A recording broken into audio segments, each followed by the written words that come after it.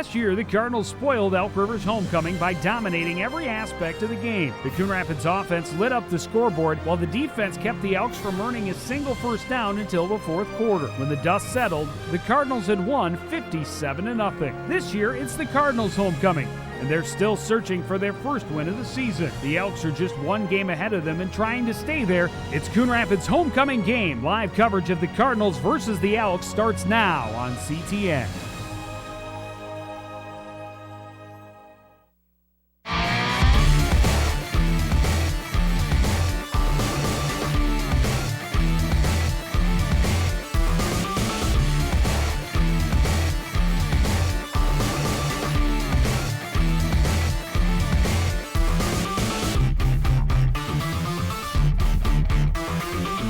Hello, everyone, and welcome to the Cardinal Sports Complex for CTN's live coverage of high school football. Tonight, a Northwest Suburban Conference matchup as the Coon Rapids Cardinals host the Elk River Elks. Joe Young and Howie Shapiro high above the action. And Howie, midpoint of the season, the Cardinals still looking for the first win. Yeah, as you saw in that opening, the Cardinals came into Elk River. They spoiled their homecoming. Obviously, Elk River is trying to do that. The Cardinals are winning for their first win, and they're going to have to get it in a game where the elements are going to play a major factor. They are indeed, and the Cardinals going against possibly the weakest defense in the Northwest Suburban Conference. Well, the Cardinals score the least amount of points. The Elks give up the most amount of points. So we're going to take a look at the standings and see where they are. Cardinals, as you mentioned, looking for that first win. Both Coon Rapids and Park Center yet to get off the schneid. Elk River just the one win on the season, and they did beat Park Center earlier this year. And coming in, they're giving up almost 48 points a game. You mentioned the weather. That could play a factor in how the teams call the game. The Elk River Elks a little bit more of a passing team, but they are going to need to rely on their running. The Cardinals know they need to get the running game going in order to get anything through the air. Well, yeah, you talk about running backs. I think they're going to have to establish the ground game. And if anything's going to happen through the air, it's going to be short. But you talk about both the running backs for this squad. Evan Olson for the Elks, 62 carries, 280 yards, 4.5 yards per carry, just the one score in the year. And then you look at Antonio Ford, started with that great game in the very first game of the season, and then it's tailed off a little bit. Had a decent game last week, but he's also, you saw his average 4.5 yards, 3 scores on the game. So both teams, if they want to get their offense going, I think they're going to have to do it on the ground. Yeah, especially with the way the weather is. Not only is it cold and wet, also very windy out there, and hopefully staying warm and dry. To cover the sidelines for us tonight is Lindsay Hayes. Lindsay. Hey, thanks, guys. Yeah, it is a little bit cold out here tonight. I had to put on my gloves and also pull out my scarf. But the Cardinals are fired up here because it is their homecoming, not to mention the fans. Today is Spirit Day, so you can see the fans in their red and white. We've even got some hunters. Earlier this week, we also had a homecoming parade. And in the parade, there was the King, Nick Lucio, and also the Queen, Jacqueline Jola. Not to mention even our own CTN. There are you guys, Joe and Howie. It looks like you guys had some pretty good fun throwing some candy out there to the kids, huh? Well, a good time every year. There we are. And, of course, Aaron, my son Aaron with me, 7 years old. I think he's been in 5 homecoming parades, and he always has a blast. We had a little bit of an interesting event at the homecoming. Had the battery die while we were waiting in line, but we did catch up and catch the end. And a whole lot of excitement, of course, surrounding this game. The Cardinals getting into the second half of the season, hoping they can turn it around and gain some momentum towards the playoffs. The second half of the season starts next with the Coon Rapids Cardinals against the Elk River Elks, live on CTN.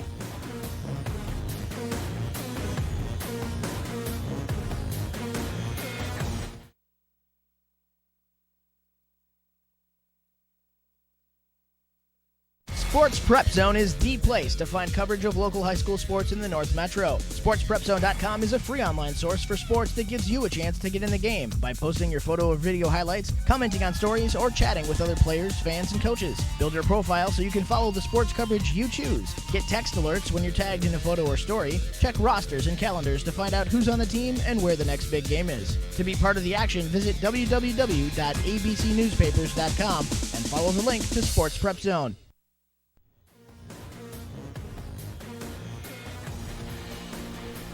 Back at the Cardinal Sports Complex, you can see some condensation on the lens there.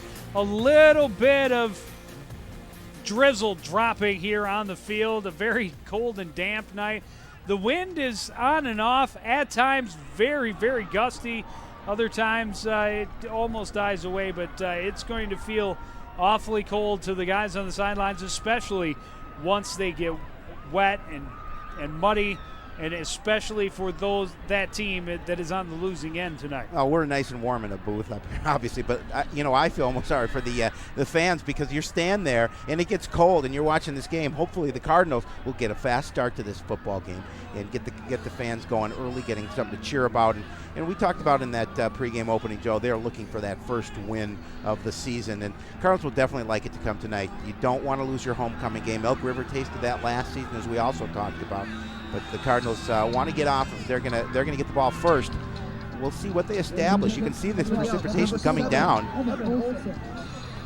as Elk River's getting ready to kick the ball. Evan Olson, the running back we talked about, also the kicker. He gets off a good one. This one's going to be carried back into the end zone by Oakley, so an automatic touchback. And Coon Rapids will start from their own 20-yard line. And what you want to do, obviously, as a kicker, especially in this kind of weather, is give them a long field. Take a look at the starting offense for the Cardinals. Up front, Tyler Williams in the middle, Reistead and Samuelson on the left, Sundgaard and Resnicek on the right. And we'll see if the quarterback changes a lot. Harper, Eitenauer, and Norris, the tight end and receivers. Ford and Farley in the backfield with Hops, but it is flipping under center. He ends off to Ford on first down, and he's got a short gain on the left side. Take a look at Elk River on defense. Cush, Collins, and Jones, the linemen. Linebackers are Snyder, Peterson, Smith, and Sierra. And the DBs, St. Germain, Den, Lubinsky, and Winan. So no gain on that one. 2nd and 10 for the Cardinals from their own 20-yard line. Single setback Ford. Fake the give to him. Rolling out, open, tipped, and picked off. Going the other way is Duckworth, and he might be into the end zone. Touchdown, Elk River. Well, we talked about the elements, Joe. That pass a little bit too high off the fingertips of Malcolm Farley, and there he is right there in your picture to take that in for the touchdown. A nice job by Elk River to get the first score of the game, and that's what you want. You're on the road. You're playing homecoming. I'm sorry, that was Taylor Berger on the pick. I looked at the wrong. They're going to see it pass a little bit too high. I think that pass would have been intercepted regardless if Malcolm Farley got a hand on it or not, and then you're going to see just a caravan to the end zone. And nice block by Joel Snyder, making sure that Berger can get in there. And now Berger to attempt the extra point. Kick is blocked. And a small victory right there for Coon Rapids as Copleen got in and got a hand on it. Not the way the Cardinals wanted to start. This is something that you know that it's just unplanned for when you start this game. Pass a little bit too high from flipping to Malcolm. Well, and it was a good-looking play-action bootleg. He had time, no real pressure on him. Farley was definitely open and just let it get away from him a little bit. There you can see the block as Copleen's going to get in there. Nice block. Was that Copleen or was that Egan? I think that was Tom Egan who got a hand on it. And the Cardinals are going to celebrate. Coach Young talked about, last week in that Andover game, they really got behind early and the lead continued to grow. And the sideline, obviously, heads down. Coach Young wants to get these guys to remain excited. Even after they scored, he talked about, even though we're out of the game, but we need to celebrate the positive things that happened to this football team. Well, and both of these defenses susceptible to big plays. The Cardinals gave up 5 scoring plays of over 50 yards last week against Andover. Against Osseo last week, the Elks gave up scoring touchdown runs of 67 and 86 yards. So they too have been victim to the big play this season. Yeah, we'll see what the elements do in terms of limiting that. That was a big play on defense. It wasn't for a long game, but it was a touchdown nonetheless. Olson's kick is bobbled, picked up at the 15. Out to about the 23. On the return, that's where the Cardinals will start. Let's take a look at some of the matchups that are going on this evening In addition to this game, you see the 0-4 Park Center Pirates at Centennial. Andover and Champlain Park. That's going to be a big one. Andover, the only team in the conference yet to lose the game. Blaine's taking on Anoka, and Osseo travels to Maple Grove for that contest. A lot of tight races in this conference so far. As you mentioned, we're midway through the season.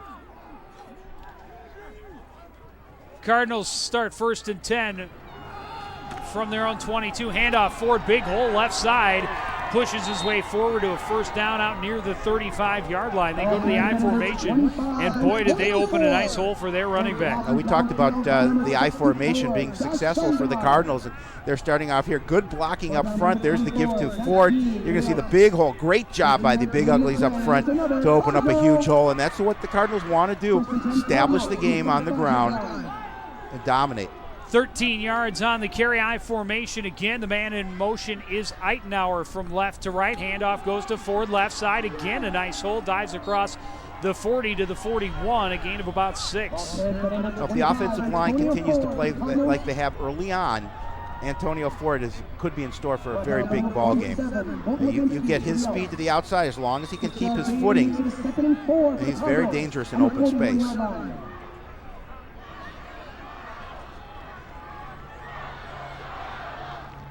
They're going to put Egan in the backfield in front of Ford on 2nd and 4.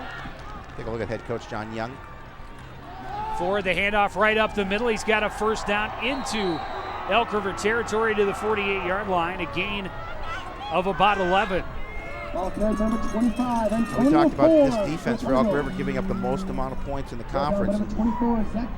If an offense can be dominating at the point of attack, you're going to be able to score points on this Elk squad. 1st and 10, Coon Rapids from the 48-yard line. 30 yards on the last 3 carries for Antonio Ford. And they're just going to keep giving the ball to him. Left side this time. Broke past the first group and should have another Coon Rapids first down. Well, interesting thing this week in practice, Joe, is Cardinals are going to go to a hurry-up offense. They're going to try and catch the Elks defense out of position. 11-yard gain, it's another Cardinal. 11 yards, 1st and 10 from the 37. Ford again off the left side. He's got about 5 more. Cardinals this week in practice took less time watching film and more time on the field working on the basics and just being in game-type situations. Coach Young felt that it would be more beneficial for his squad to be on the field rather than looking at tape. And even when they're not in the hurry-up, not spending a lot of time in the huddle, Tom Egan remains in the fullback position. Handoff Ford straight up the middle. Pushes his way forward. He's going to be short of a first down. It'll bring up the first 3rd down of this drive, but it'll be 3rd and about a yard. Antonio Ford running with purpose here so far early on this evening. As the offense for Coon Rapids doing a good job opening up holes for him, and he's taking up yardage. 3rd and 2 from the 29. Got a quick look at head coach Mike Cross. Strong side right. They run back to the left. He's got the first down. Ford dives down to the 23-yard line. Gain of another 6. 7 straight carries by Antonio Ford. There's a look at Mike Cross in his 8th season as the head football coach at Elk River. Appreciate all the help that he gives us.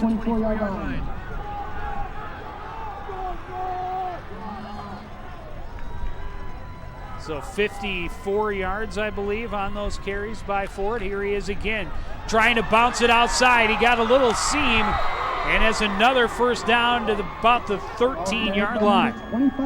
So far, footing seems pretty good on that field. We've had a little bit of a mist. It's been raining the last couple of days, but look at the nice job gaining the edge. He's going to cut inside, try to pick up a couple additional yards. And again, good job by the offensive line blocking for him.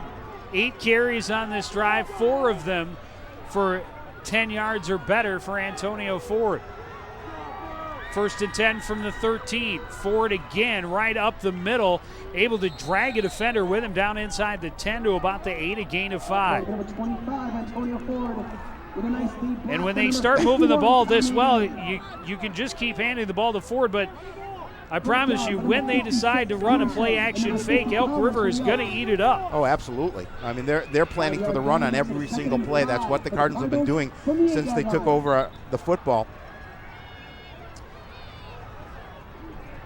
10th play of this drive. The first 9 have gone to Ford, and they've all gone between the tackles except one, left side this time.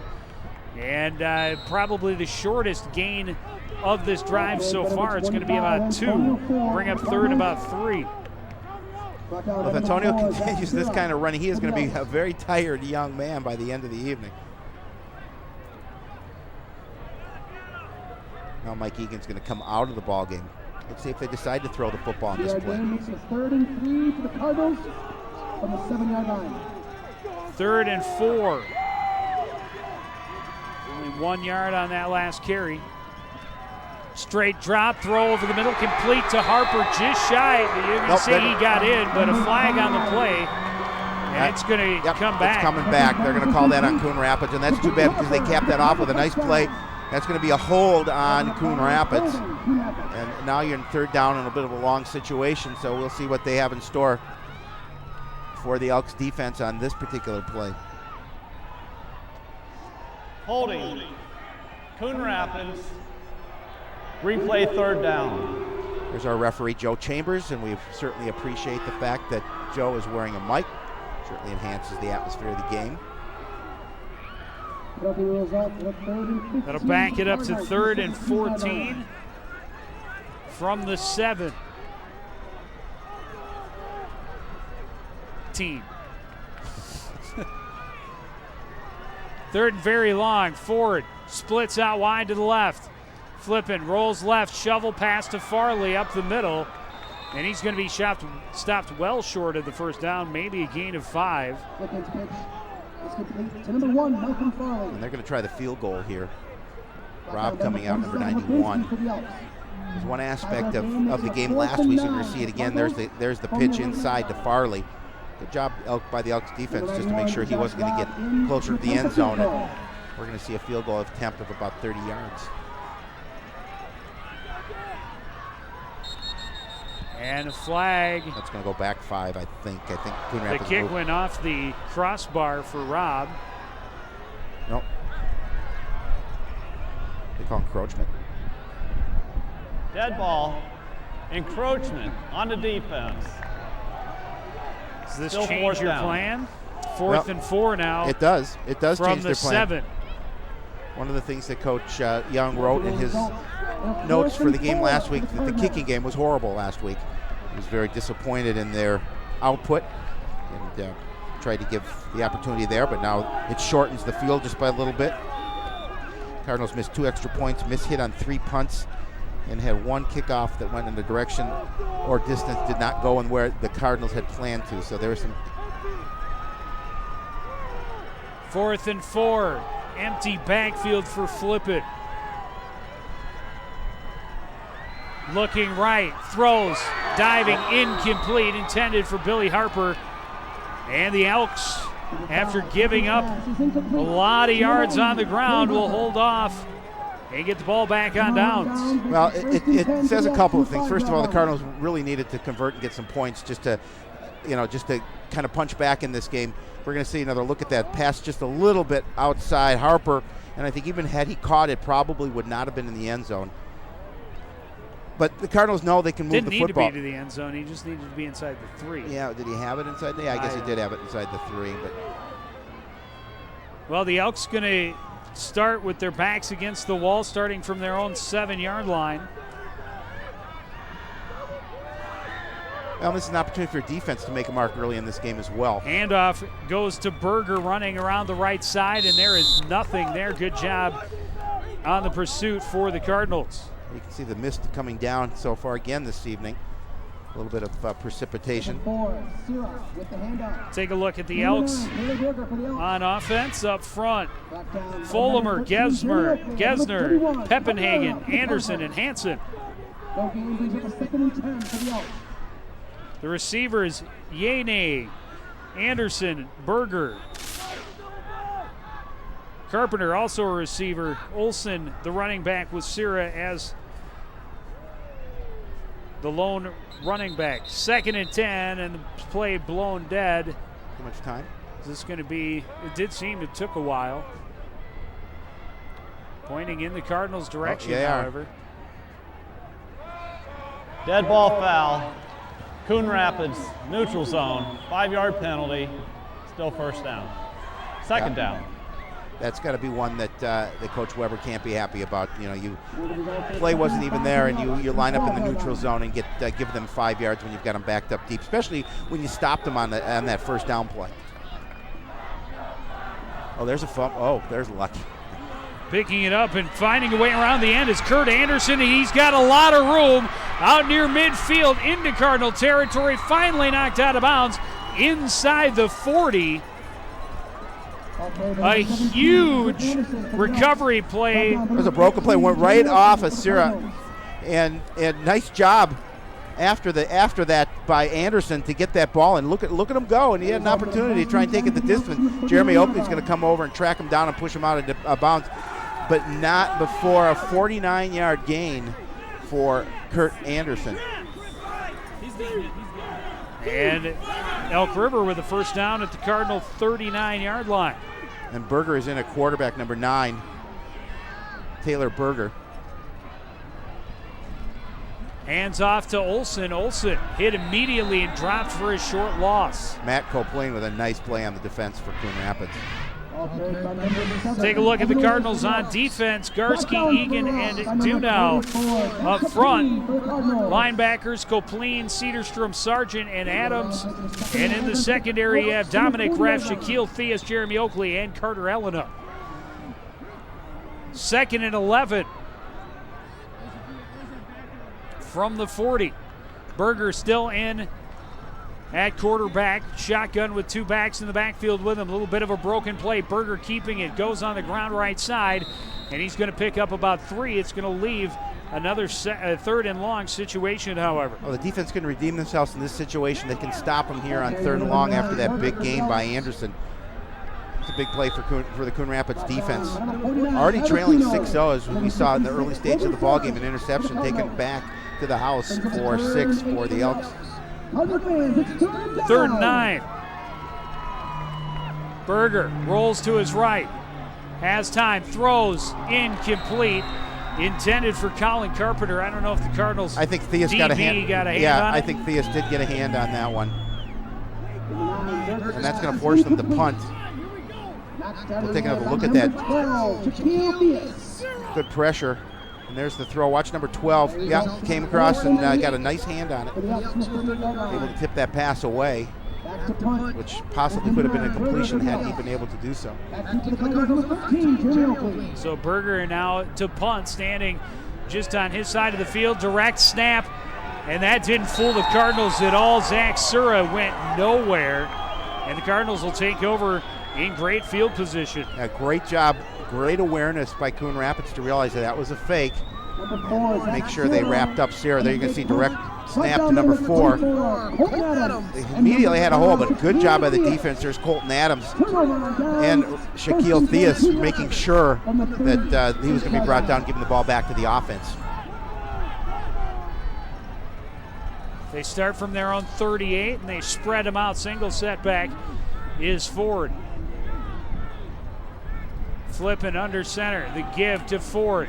Straight up the middle, and he gets a yard and then gets hammered backwards.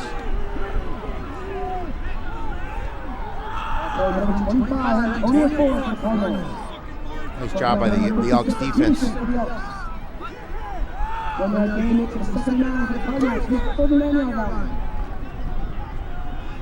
I think it was Snyder on the tackle. I was trying to see a number down there, but I think it was number 34. Joey Snyder. 2nd and 9. Farley on the shift. Handoff goes to Ford, looking for room. Blows through a hole, and he could be gone. One man to beat. A touchdown-saving tackle by Tyler Rosendahl, but he horse-collared him, and that's going to put it half the distance. Yeah, what a nice job. Again, great blocking up front. Opens the big hole for Antonio Ford. Look at that blocking. He could have drove a truck through that hole. And then you're going to see That would be Rosendahl, I believe. Yeah, pulling him down from behind, and the horse collar can tack on some yardage. Personal foul, horse collar tackle, Elk River, 15-yard penalty, first down. I like the call. Is that going to be 15 yards, or is that half the distance? It's got to be half the distance. I like the call. Put He it kind just of inside the 10. kind of pulled at his collar, kind of a Rodney Dangerfield type of move, and as he called the horse collar. I like that. It's a 42-yard carry for Ford, and then the penalty is going to make it 1st and goal from the 9. The big package in for Coon Rapids. The handoff to Ford left side, and the Elks were pretty certain they knew what was coming that time. Brought down by number 56, Peterson for the Elks.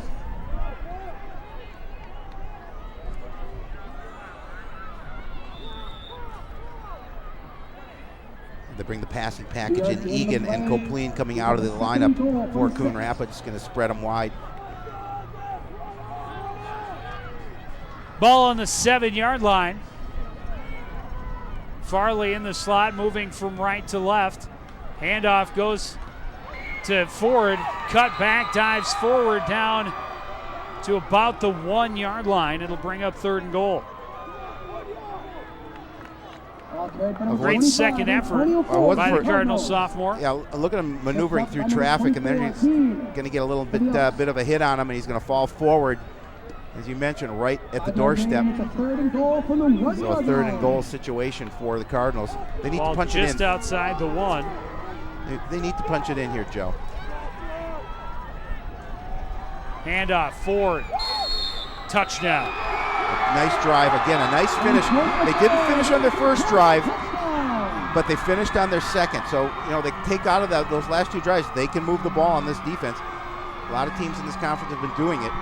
Coon Rapids showing in their first 2 drives they can do so as well. And now the Cardinals a PAT away from taking a lead in their homecoming contest. 2:23 remaining, first quarter. Nice block by Egan as well to make sure that the defender wasn't going to be able to get over to Antonio Ford before he's snuck into the end zone.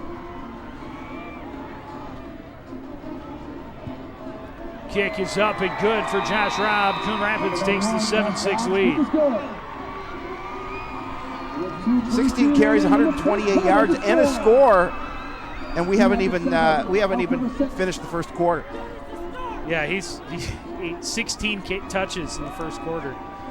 But yeah, he's been put a pretty good average on it. I was a little surprised to see him go to the single set formation to start that second half, or this drive after the I formation was so successful. But then Ford breaks out and breaks away for 42 yards and nearly goes the distance on that one. They give it to him a couple more times, and they're on the board. Congratulations for that young man as he scores his 4th touchdown of the year.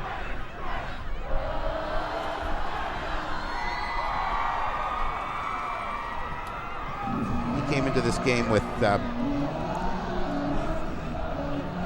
Pulse, 5 plays, 62 yards, took 2:15 off the clock, topped off by a 1-yard plunge by Antonio Ford. Yeah, 5 plays, 62 yards. They were all Antonio Ford runs.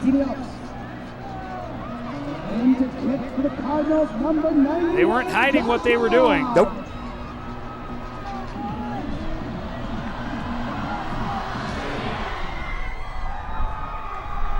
Kick taken at about the 11-yard line, and immediately falling down was Travis Bird. And now that hurts, so Elk River going to start inside their own 15. Yeah, that's going to back him up. He's taking a look, and makes a cut, and it's wet, and you can see him slip there. Elks are going to have it in down deep.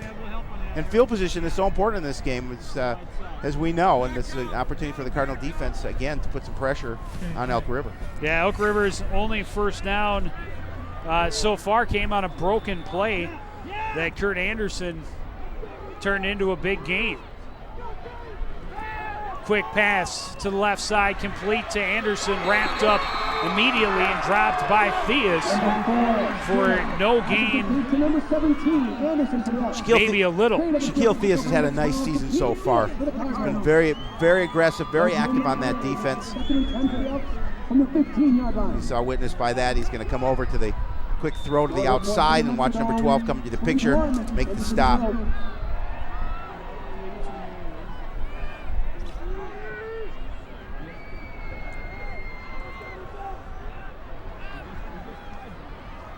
Sura out of the shotgun again. 3 receivers on the right side. Hands off, goes to Olsen, and Olsen dives forward about to the 18. It'll bring up another 3rd and long situation for Elk River.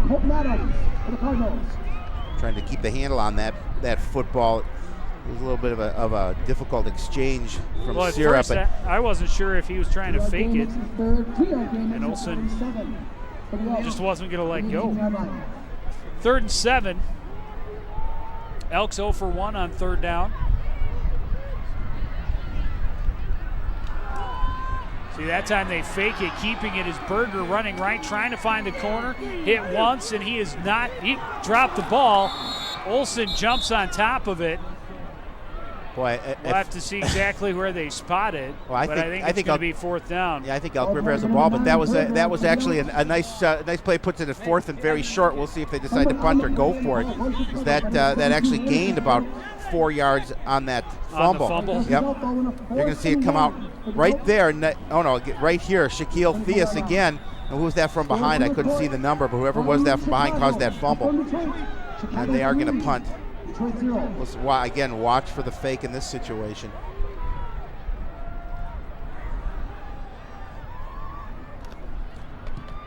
This time punting it is Berger, and it spins out of bounds just into Coon Rapids territory. Looks like they'll mark it right about the 46-yard line.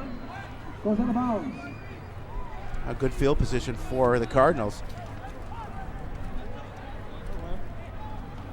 20 seconds remaining in the first quarter, so the Cardinals probably run one play and go to the first break with a lead.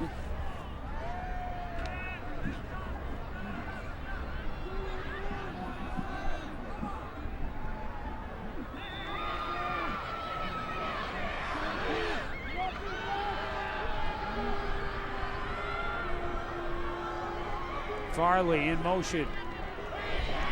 Handoff goes to Ford, dives forward to the 49, a gain of about 3. Nick Smith on the tackle for the Elks. And we're going to, as you mentioned, that one play is going to get run, and we are going to go to the break. And Coon Rapids will be facing 2nd and 7 with a 7-6 lead when we come back. You're watching live high school football on CTN.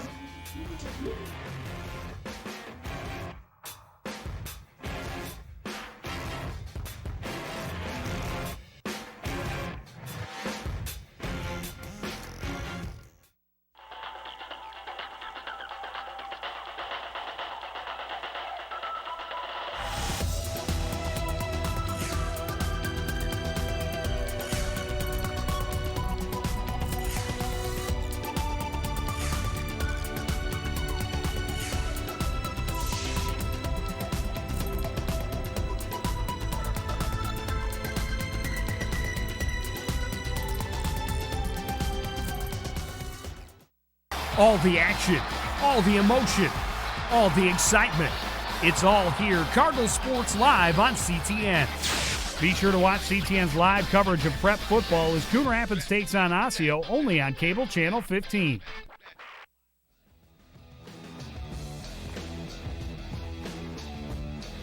Back at the Cardinal Sports Complex, homecoming game, and they're leading 7-6 with the ball to start the second quarter. 2nd and 7 from their own 49-yard line.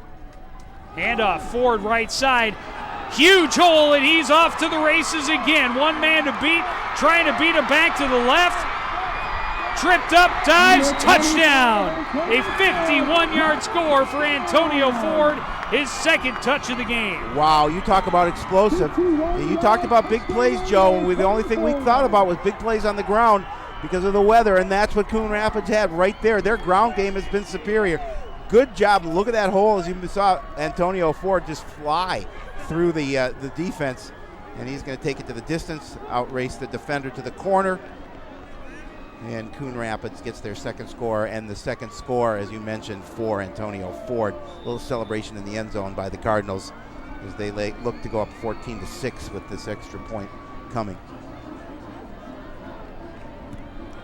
Bit late hold, but Rob's still able to put it through, and the Cardinals have an 8-point lead. A 2-play drive to go 54 yards, a 51-yard touchdown for Antonio Ford, and that's a nice half of football right there. Yeah, 19 carries, 182 yards, 2 scores for just a shade over 1 quarter of football. That is an excellent start to the evening for young Mr. Antonio Ford.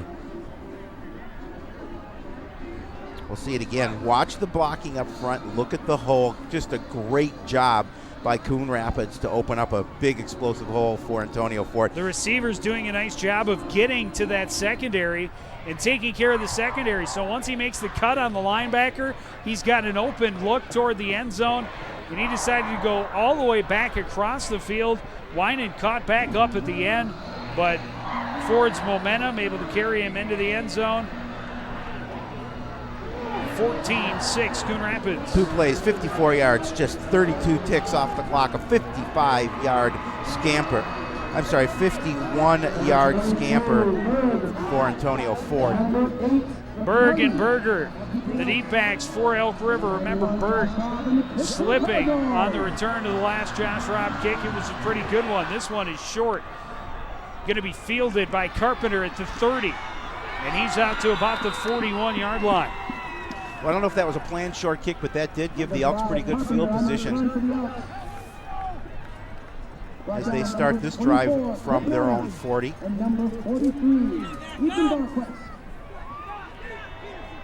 Definitely better field position than they started with the last 2 drives, when they started first at their 7 and then at their 15. And both of those, well, the one from their 7, they got a big first down on that broken play and then went 3 and out. Last time out went 3 and out. Setting up the receiver screen. It is complete but sniffed out, and a great job holding on for the tackle by Jacob Cederstrom. Yes, Jake Cederstrom with a nice job of just driving the offensive player back, and I think they're going to lose. They're going to give him 2-yard loss, Joe. We're going to see again. There's the throw to Olsen. A good job by that red defense. Surrey is 2 for 2 so far, but for -2 yards. It's not the kind of passing. No. Not the kind of passing you want to do. Well, we didn't think there'd be a lot of passing in this ballgame, mostly on the ground, but Cardinals continue to move the ball on the ground the way they do. Well, the Elks coming in 225 yards passing per game and only 78 yards rushing. Surra, the keeper, out across the 45 to the 46-yard line. A gain of about 7 will set up 3rd and 5.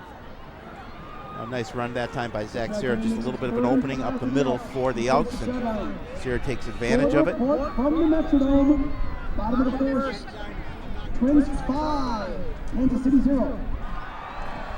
The Elks 0 for 2 on 3rd down. A big one right here now that they've fallen behind by a touchdown plus. Berger is the quarterback out of the shotgun. Handoff goes to Olsen, left side, has a hole, has a first down to the Coon Rapids 46-yard line.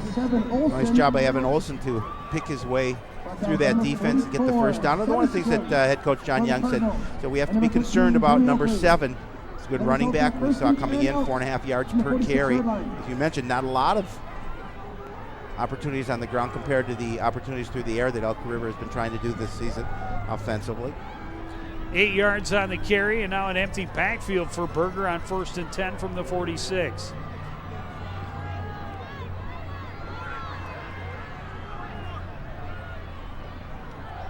Looking left, throws, passes complete to Berg. Theus there to wrap him up and stop him after only a short game. Well, you know, it started off to be a nice, what looked like going to be a nice play for the Elks, but Shaquille Theus using his speed, coming from his safety position, able to caused that play just for a short gain. There's the throw out to the side. Nice play by Theus on Travis Berg. 2-yard gain sets up 2nd and 8 from the 44. Fakes the give to Berger, or to Olsen, and then Berger dropped for a 2-yard loss. It'll bring up 3rd and 10. What a nice play, Colton Adams from his outside linebacker position coming in and dropping him for that loss. Colton doing a nice job. You're going to see here is Berger with the fake, and he's going to try and take it around in. Look at number 24 doing what he was taught to do, and to bring the ball carrier down for no gain, or for a loss of a gain in this particular situation. 3rd and 10.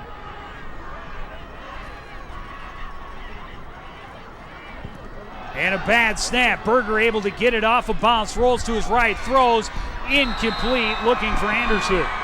Trying to make something out of a broken play.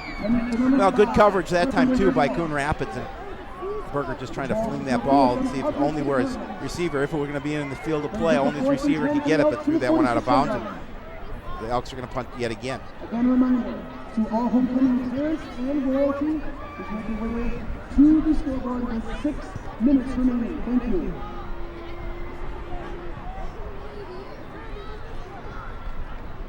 Number 9, Berger in the punt. Change out footballs, bring in a drier piece of pigskin to get this punt. Berger standing at his own 41-yard line. The deep back for Coon Rapids is Jeremy Oakley. He's at about his own 15. Another high snap. Berger able to control it. Theus nearly got a hand in on that one. It's going to bounce and go out of bounds at about the 16 or 17-yard line.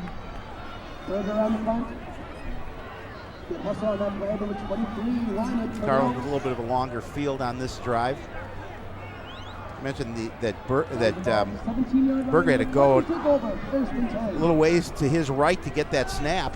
One score report from the Northwest Suburban Conference. Blaine 13 and Noka 0.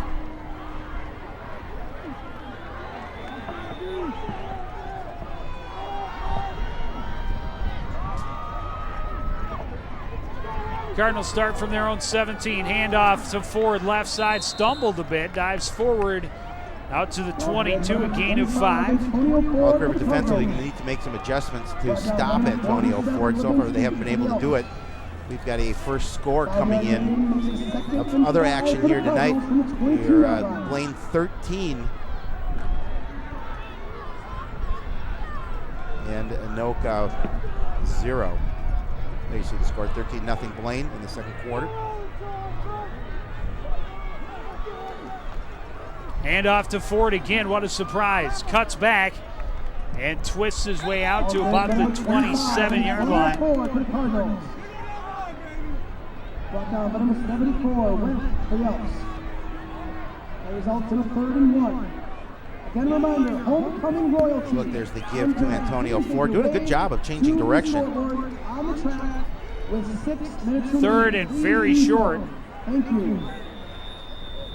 Oh, now they're going to say it's first down. First down. Yep, they're going to give him the first.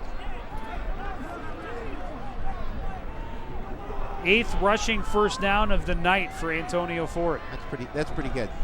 And Oakley gets the carry this time. Dives across the 30 out to the 31, a gain of about 4. Antonio comes out for one play, get a little bit of a breather. He's coming into the action with Malcolm Farley.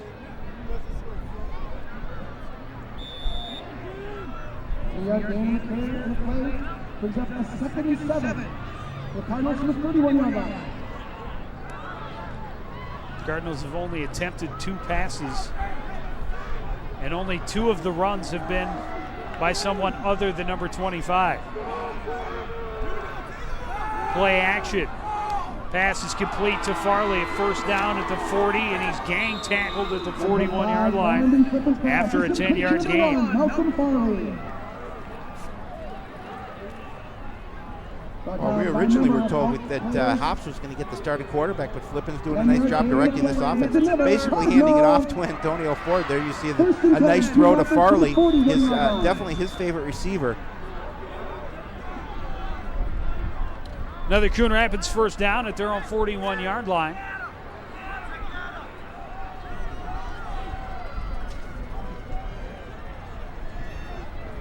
Handoff, Ford left side has a nice block from Farley, bouncing it outside. He's got big yardage again. Knocked out of bounds just shy of the 30-yard line. He's on pace for over 400 yards on the ground tonight. He's got over 200, obviously. That was 28 more on that gain. Another first down. There's giving a nice job to get to the outside. And look at the speed as he gets away from defenders. Rosendahl coming across, knocking him out of bounds. Not before he picks up that big gain.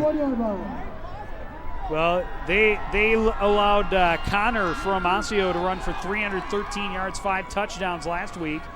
And Ford on pace to have an even bigger night here tonight. Play action, rolling out, looking deep, has a man, and the pass just too long. How do you not throw a flag? The defense there early. Eitenauer got mugged, and this is going to be a 15-yard interference call. I think the official was having a little difficulty getting that flag out of his pocket, but he threw that.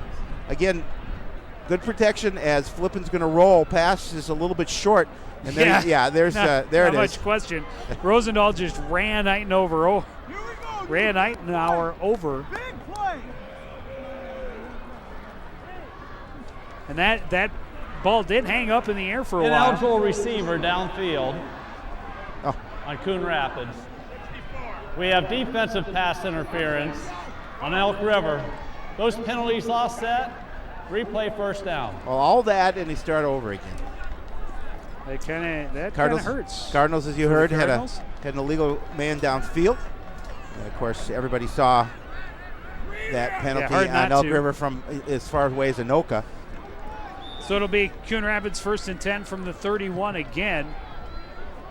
Eitenauer and Norris spread out wide to the right. The tight end Harper on the left side. Farley in the slot on the right.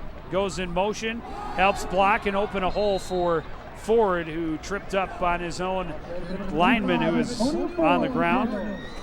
Shorter gain than the last maybe, but still eating up chunks of yardage, 4 yards on the carry. Well, Antonio's so quick that most of the time he runs past his blockers. 27-yard line. 2nd and 7. Farley doing a nice job lining up in the slot, shifting and helping block. That time he was pushed right back into the hole Ford was looking for. Ford still able to dive down to the 25, a gain of about 2 more, 3rd and 4.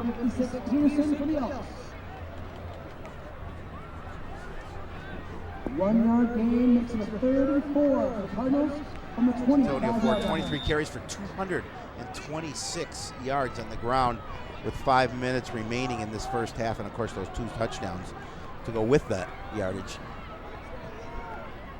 And he's got 25 more yards between here and the end zone he could get before we're done.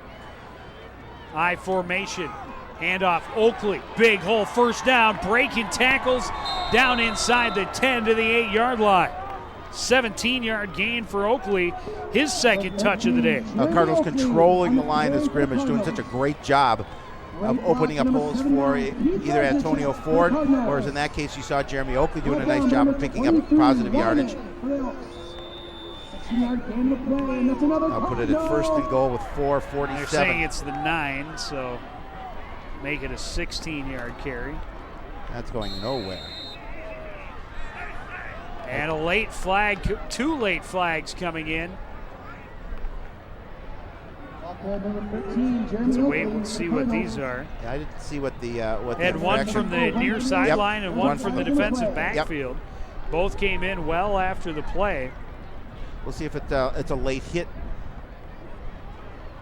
Oh yeah, there you go. Yeah. Right. Yep. Yeah, that's just Winan. That's foolish. Taking yes, foolish penalty.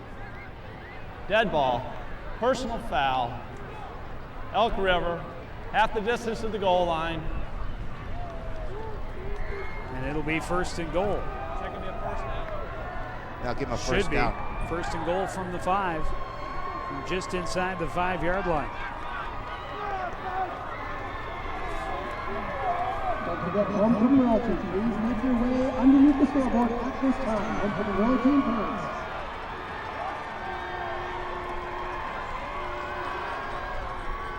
First and goal from the 5. It looks like Ford will be the deep back with Egan lined up in front of him.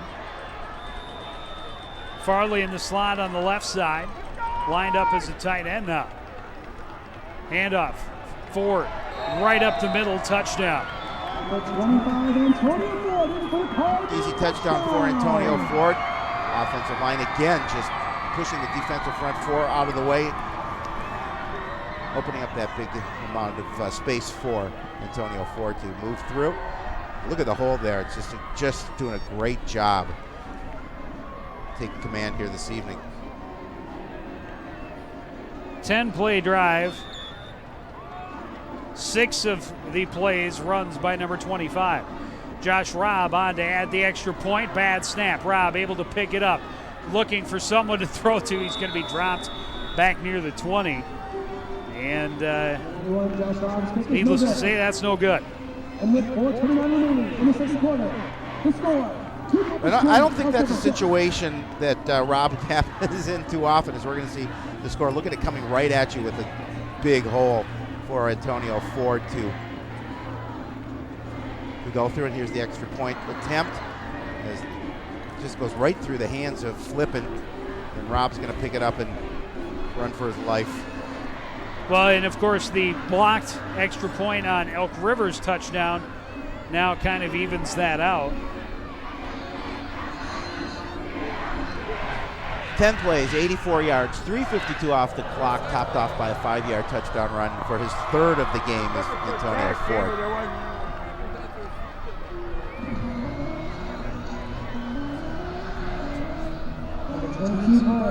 And number 8, McCarty. Back deep for the Elks. And number 91, Josh Robb. And Robb on to kick it off again.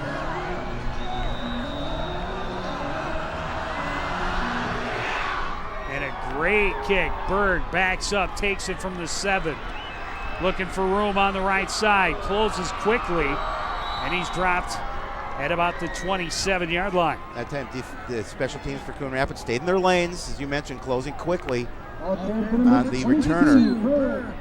And again, a relatively long field for Elk River to try this drive. With 4:22 remaining, 20-0, Coon Rapids on top. Score report at the end of 6 innings in Detroit. 4:22 remaining, first half. And Elk River's offense has not been able to do anything outside of the one long play, the 49-yard run, which was off a bad snap. It's kind of a lucky bounce. Fake the give, up the middle goes Sura, and he's going to have a first down up near the 40-yard line, a gain of about 13. Well, that's been their most successful play so far this evening, is that run by Sura. Consistent best play. He's had a couple like that where he's able to pick up a first down. Offensive line for Elk River able to open up that hole quickly in the middle of the defense for Coon Rapids. And otherwise, if we have to throw, it's going to be screens and shovels. Okay, and they'll be ready for timeouts and fires. Okay, here we go. Coach Young talking to his offense. There you see the numbers on Zach Sarah. 3 carries, 21 yards. Not a bad average, 7 yards a carry.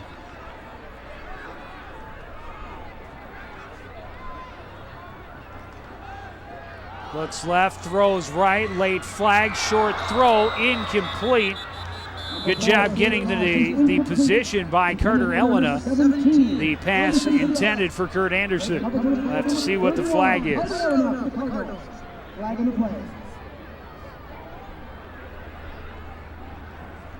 Movement on the offense. That'll margin back 5.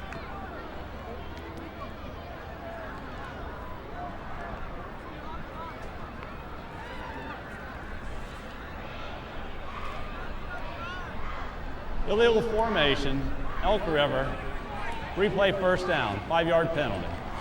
Okay, we'll call it illegal formation.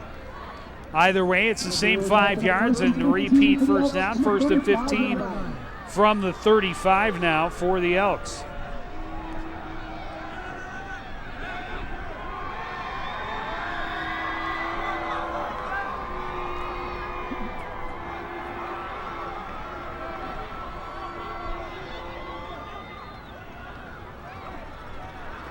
And a bad snap. Sura trying to gain control. Pile of red jerseys on top of him.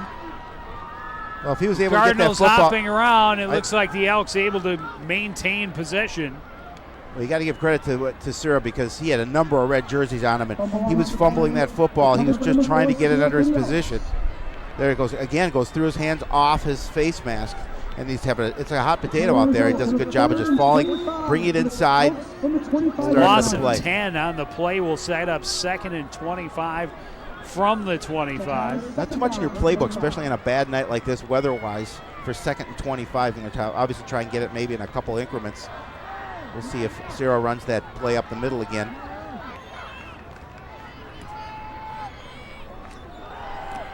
Straight drop, looking for a receiver screen, chased from the pocket, running left.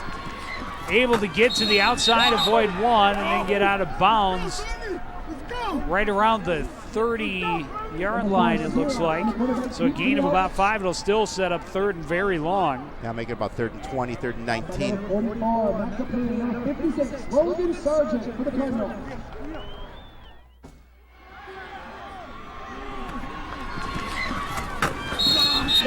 Sura hit plenty hard as he got to the sidelines. I'm going to say 3rd and 21. Oh, their math is off. Just by a little bit. 3rd and 20 from the 30. They need to get to midfield. 3 receivers right for Zach Sura. He looks that way, back to the left and throws. Underthrown and nearly picked off by Dominic Raff. It was intended for Menko Yene. Well, good job by Ref, just to stay with them. Make sure you don't get any contact on that pass. You don't want to give up a play like that on a penalty. And just at least getting a piece of the ball. And the Elks again will be forced to punt. They're pretty good. You don't think you go for it on 4th and 20? No.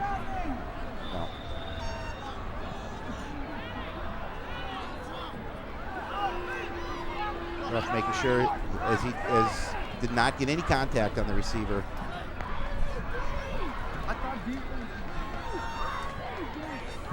Oakley standing at his own 40-yard line. High punt, not very deep. Will bounce at midfield and nearly hit Carter Elena in the back of the leg, but Elena's down. Elena did a good job of running away from the football to making sure that ball wouldn't have contact with him. So the Cardinals take over right near midfield, just on the Elk River side of it even. 2:38 remaining in the half, already up 20-6. Oh, good field position for Coon Rapids with 2:38 remaining. I know they would like to put some additional points on the scoreboard before the break. The Elks will get the ball when we start the second half, so they would love to continue to pour it on.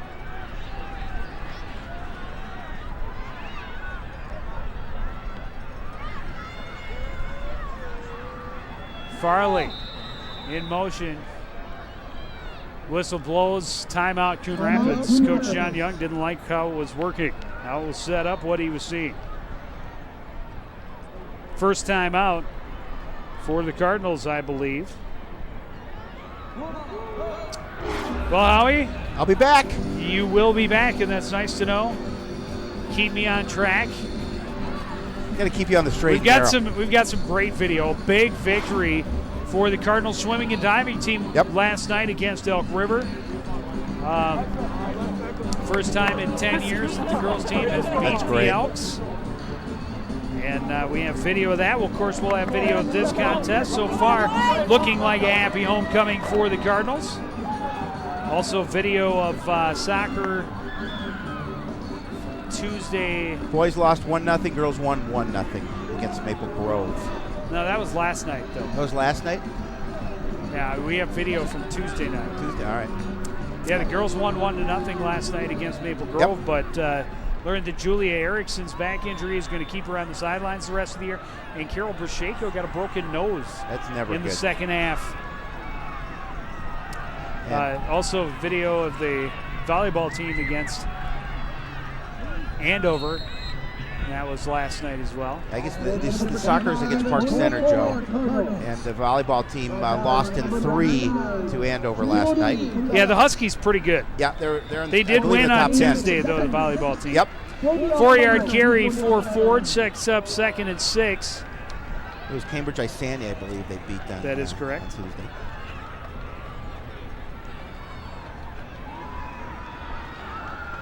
Hand off to Ford again, left side, nice hole.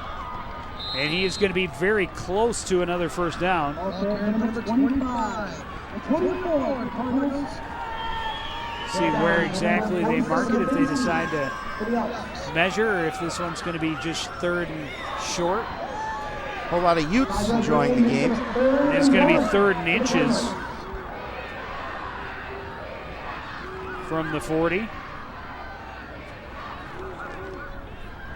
Egan, the up back. Plenty of room for Ford to get the first down. He's inside the 35, a gain of 6. Nice job of just kind of hopping over a couple of defenders, is able to move the chains.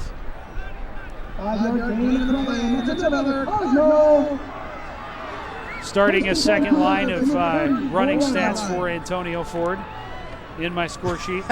Doesn't happen too often. There well, you see 27 carries. 246 yards, 3 scores. 9.1 yards per carry. That's healthy. Yeah. Play action. Flip it. Looking for Oakley back on the left. He's open. Did he get a foot down? No. Incomplete, out of bounds. It was a nice play. It was wide open. The pass just a little bit too far to the outside for Oakley. Oakley doing a good job of bringing it in. We're going to take another look at that, see if he did get a foot down. Yeah, it's tough. That's a tough one. It looked like he had a foot in, but was he in control of the football? There's the foot in right there. Was he in control of the football? That might be a good catch. I don't know. We'll see it again. His movement brought him out, but there's the foot. Control and the foot's down. Yeah. That looks like a catch to me, unless the ball touched the ground as he came down. Yeah, we didn't see from that and side. that is where the referee was. He was right on top of it. I will give him the benefit of the doubt. Oh, quick swing pass to Malcolm Farley. Spins off first contact, spins off another, and has a first down for Coon Rapids. 1 minute remaining in the first half. Let's see if the Cardinals can call another timeout here. Clock will stop while the. Yeah, they're going to call timeout. They move the chains. And that's a good timeout for Coach Young with a minute remaining. Malcolm Farley doing a nice job of breaking tackles. Nice spin move there. And again, you gotta bring him down. You gotta hit him low. You gotta bring him down. Brandon Flippin just 2 of 5 thus far, but both completions to Malcolm Farley, and for 23 yards.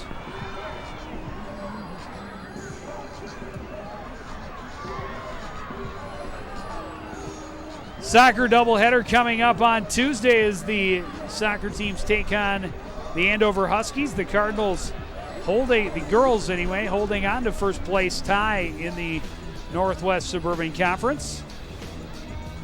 Still have Blaine in front of them. Blaine just, I think, a half game behind. Centennial, the other team that tied with them in the conference. Centennial dealing Coon Rapids its only conference loss so far this season. With a minute left, Coach Young wants to talk to his players, get a couple of plays, probably scripted out, talked about what he wants to do in this situation. Would definitely love to put another score on the board before they break for halftime. 27, Kansas City 0 in the bottom third.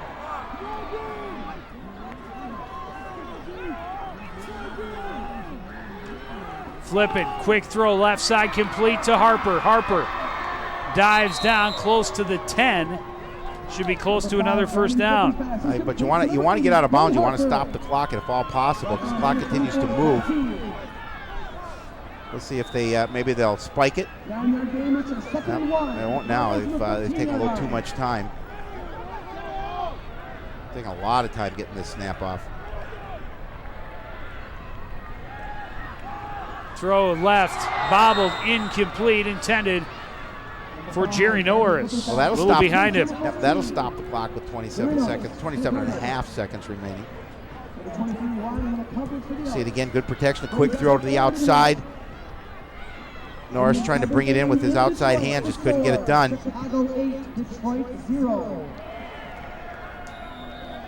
Third and 1 from the 12.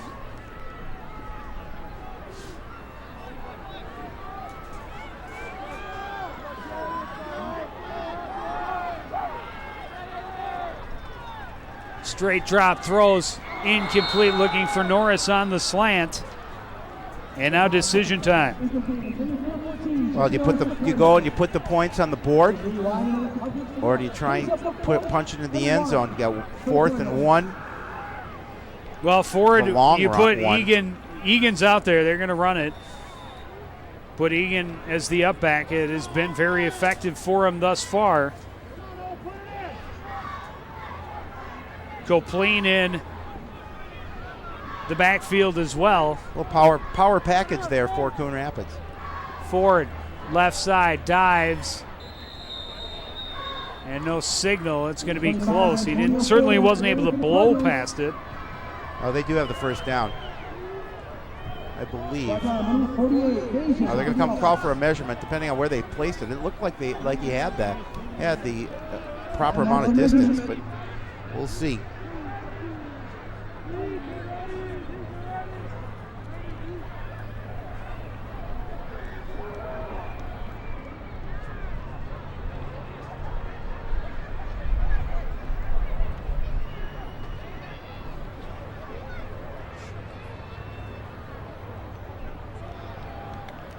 Oh, they're going to be a little short. They are short by inches.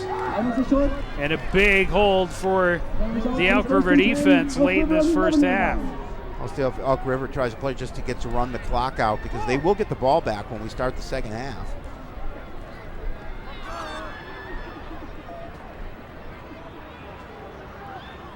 A 4th down situation, 4th and short. Cardinals couldn't convert. And you're going to see Oakley back deep as a safety, just to prevent any type of a long gain if possible.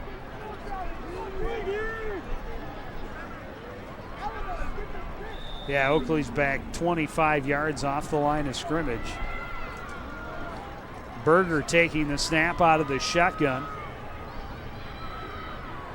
Fakes the give to Anderson. He'll run right. Avoids the tackle of Adams, but doesn't get much before Theus and company bring him to the ground.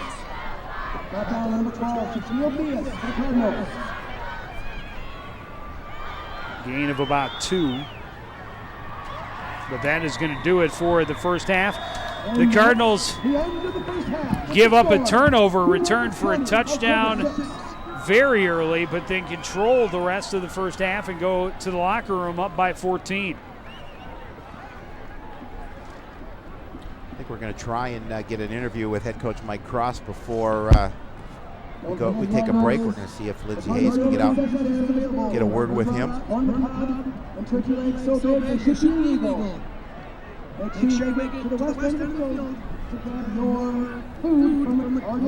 And the Cardinals have to feel good. I think this is the first halftime they've gone into feeling in control so far this season. Well, yeah, and I mean, they're well in control. They've been doing whatever they wanted to on the ground. Especially running the ball. Yeah, well, definitely running the ball. Well over 200 yards of offense for Antonio Ford and 3 scores. And now Lindsey Hayes is down with head coach Cross, and we will go down there. Lindsey. Thanks, guys.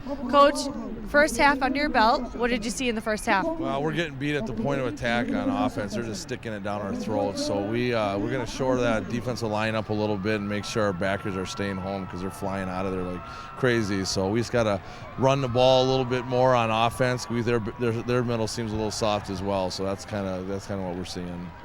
Now, one of the keys that you talked about before the game was establishing that run. Who are you going to look to on offense for that spark? Well, we got to get Evan Olson back involved with the running game, and then our quarterbacks, both of them, they can run the ball up the middle. We just got to keep going at them. So.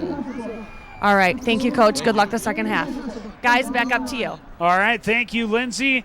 Big first half for Antonio Ford and the Cardinals. They lead Elk River 20-7. As we head to the break, we'll be back with first half stats and highlights and your halftime entertainment after this. You're watching live high school football on CTN.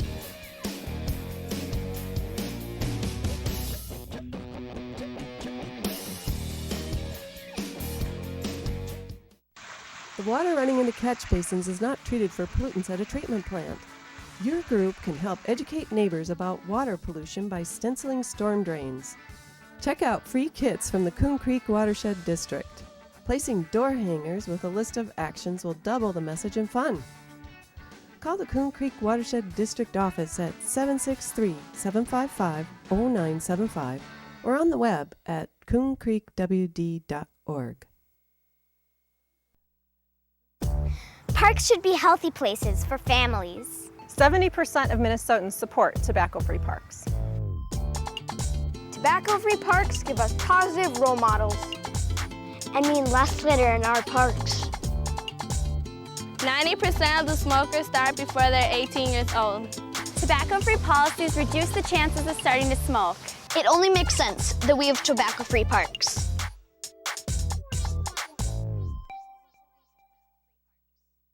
So, do you have any questions? What is your soup of the day? We have a mulligatawny soup. Oh, do you have any specials? We have a steak special today. Oh, how's that cooked? That's pan-seared and then... Does it come with a side dish? Is it grilled? Can I have it steamed? So, what do you recommend? What kind of pie do you have? You're an actor. Aren't you from Ohio? Any questions?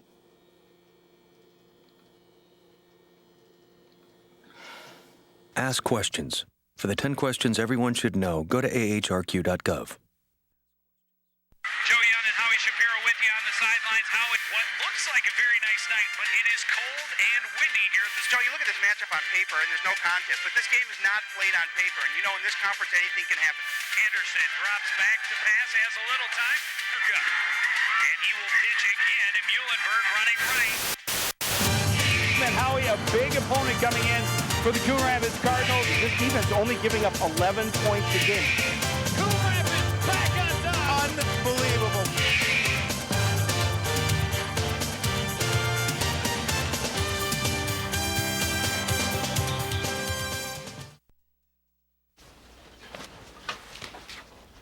Honey, the credit fairy doesn't exist. What? It's make-believe.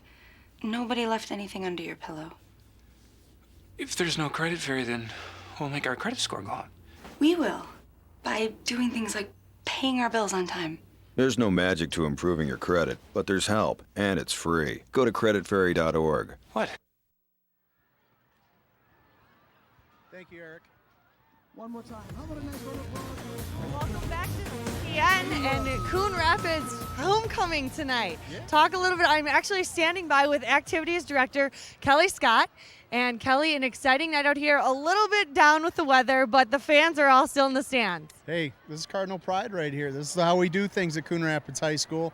Everybody comes out and we have a great time. You can see our student section. This rain's not scaring anybody away. What has happened throughout this homecoming week? I mean, the Pride has been going on all week. I heard today was Spirit Day with the red and white. Talk a little bit about that.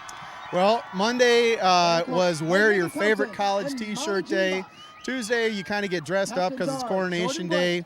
Wednesday was Wacky Day. Thursday, I'm going to tell you the truth, I can't remember what they're, it's all blurring together, but today was the most important day. It was Cardinal Pride Day, and everybody came out. You can look up in the stands. The kids are wearing pretty much what they were wearing all day today. Had a nice pep fest at the end of the day. It was awesome.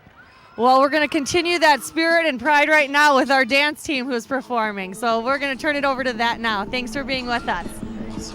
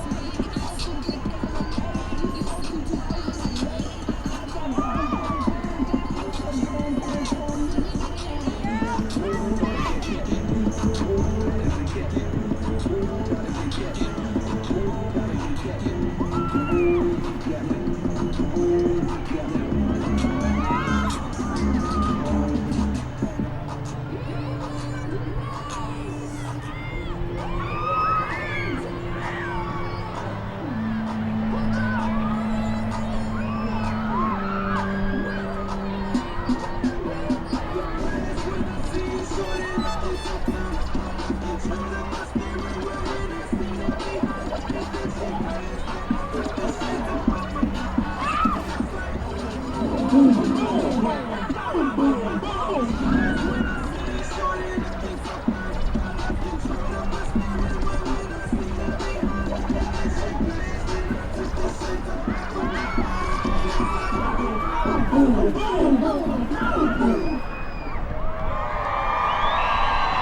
let's give it up again one more time for our Coon Rapid Performance Dance Team. Please join the dance team on October 10th at the Coon Rapids Fieldhouse. They'll have their dance show starting at 1 p.m. Information regarding the Mini Cardiac Clinic and Alumni Dance Clinic can be found at www.coonrapids.com.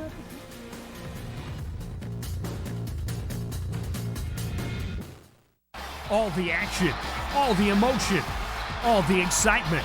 It's all here. Cardinal Sports Live on CTN. Be sure to watch CTN's live coverage of boys and girls soccer as Coon Rapids takes on Andover, only on Cable Channel 15. Hello, my name is Jeff, and I want to tell you about my school, Coon Rapids High School.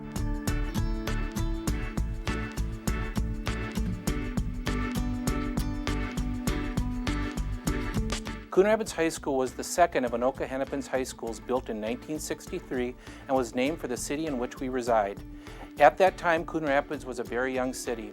It has now grown into the 9th largest city in the state of Minnesota. Not all students who live in Coon Rapids attend our school, but most do.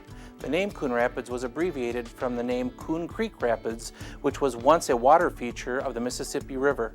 It also refers to the raccoons that inhabited that creek. To form a vision of our school, we believe the following. We believe high school students achieve best when individual, social, emotional, physical, and intellectual needs are met. We believe high school students achieve best when they are in a safe, supportive, respectful environment. We believe high school students achieve best when they learn in a rigorous learning environment that includes problem solving, critical thinking, reasoning, and collaboration. We believe high school students achieve best when school, home, and community work together. We believe high school students achieve best when all staff has a high degree of personal and professional commitment to learning. We are a large school with about 2,600 students calling themselves Cardinals. That is about 650 in each grade. We celebrate our diversity, which is growing and now about 20%. Our students work with our student learning advocates to integrate the richness brought by so many of our students into our instruction and programs. While our campus and population can seem large, we work hard to make each student's world smaller. Programs we've added to give more personal experience include advanced placement, college in the schools, AVID, credit recovery, and admission possible. Each of these programs gives special attention to the students involved and challenges them to achieve at high levels. If you are about to become a student here, you should talk to your counselor and learn if you might be a candidate for one of these programs. Our students perform well on many standardized tests. Our graduates have moved on to a number of colleges and universities and to high-quality vocational programs. The education they received at our school prepared them for the many paths they have chosen. We are always pleased to hear about their successes years later. A terrific way to engage in our school is to participate in one or more of our many student activities. We offer a number of boys and girls athletic teams. We also have music, drama, debate, speech, a number of competitive academic activities, and many other clubs. Each program enjoys significant parent and community support. Your counselor or the activities office can connect you to the programs that might be right for you. Recently, we started Cardinal Nation. This amazing group is simple to join and is a lot of fun. As a member, you simply wear your shirt to any of the many competitive activities and cheer for the Cardinals. Stop by the activities office to be part of the fun. Being a Cardinal is a special connection to friends, classmates, and our school community. That is why we sing our school song with such pride.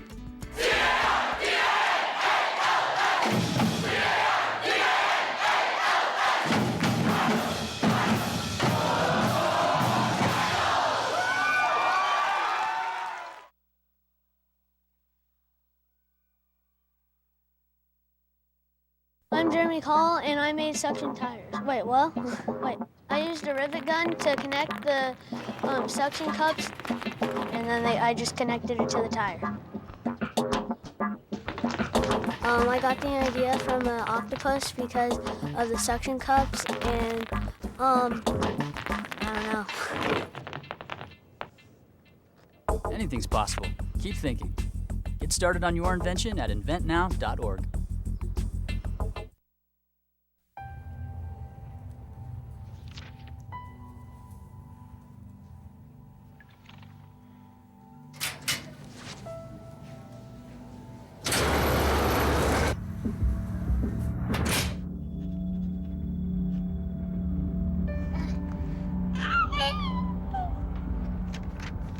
life's this hard, graduating can be even harder. But you can help Jose and the students in your community make it through by visiting boostup.org.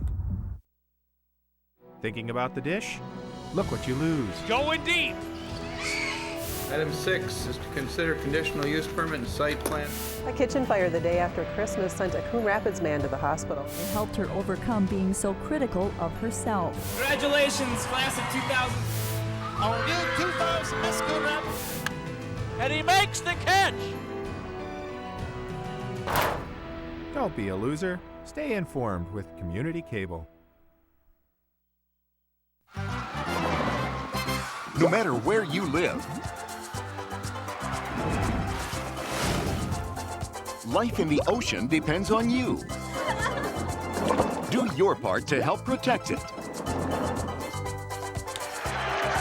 Recycle and dispose of your trash properly.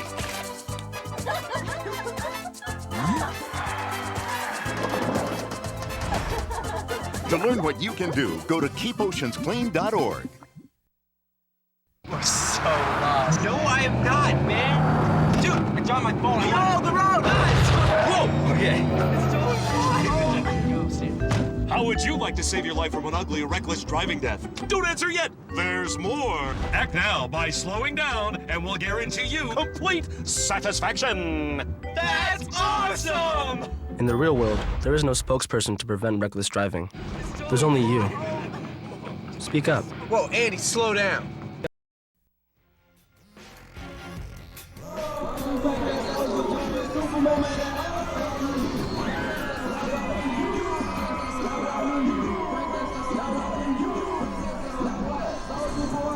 Back at the Cardinals Sports Complex, a good first half for the happy homecoming team. The Cardinals out to a 20-6 lead in the first half, and they've done it almost completely on the legs of number 25, Antonio Ford. We talked in the beginning of this game, they want to run the football, and they have. Both teams obviously wanted to run the football. Elk's not doing a great job of it.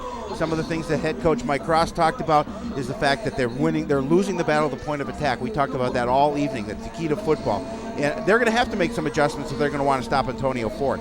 Yeah, the Cardinals have just blown open the defensive line of Elk River and run right up the gut in 250 yards for Antonio Ford. It looked like things were going to bounce Elk River's way. Second play from scrimmage of the game, picked off by Taylor Berger, returned 27 yards for the touchdown, put Elk River on the board. A blocked extra point made it a 6-0 lead. But then the Cardinals just started giving the ball to Antonio Ford off the left, off the right, right up the middle, and then he breaks one for a touchdown. His first touchdown, 1 yard. This one, 51 yards on the score early in the second half. First play of the second quarter, I should say, and then a little bit later, he dives in for 5 yards out. His third touchdown of the first half, and a big half running the football for Coon Rapids. Oh, you just take a look at the stats, and the Cardinals are outgaining the Elks by over a 3-1 margin.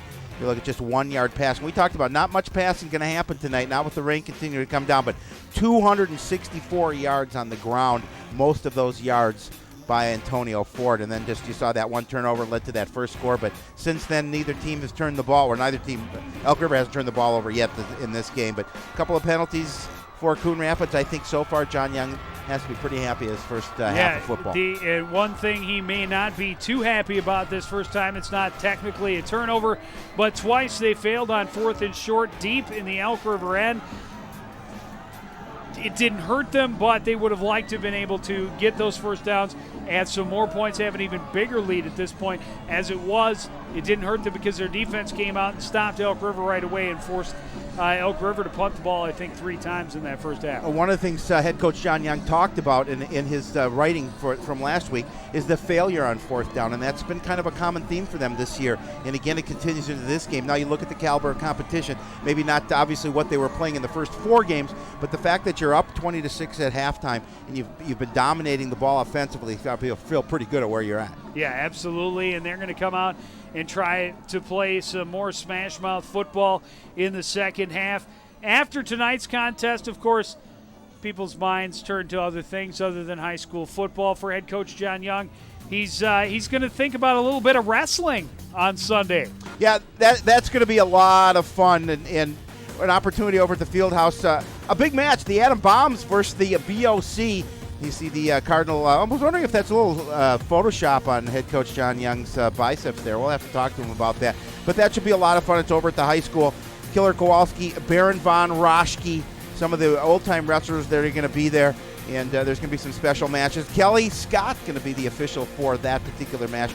The Smash for Cash, that's Sunday, October 4th at Coon Rapids Fieldhouse. Doors open at 1. The bell rings at 2, and the action starts then. It should be a lot of fun. No offense to the BOC.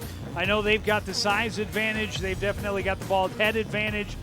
But I think I'm going to side with the Atom Bombs in this. The shorter guys, but they're wrestlers.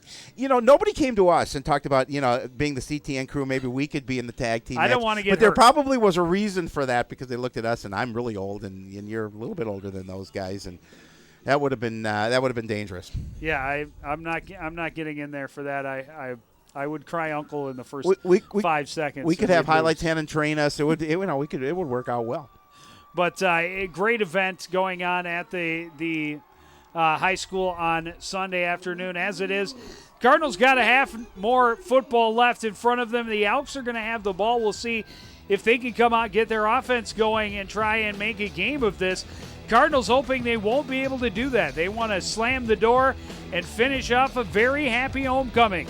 So far, after 24 minutes, they lead the Elks 20-6. You're watching live high school football on CTN.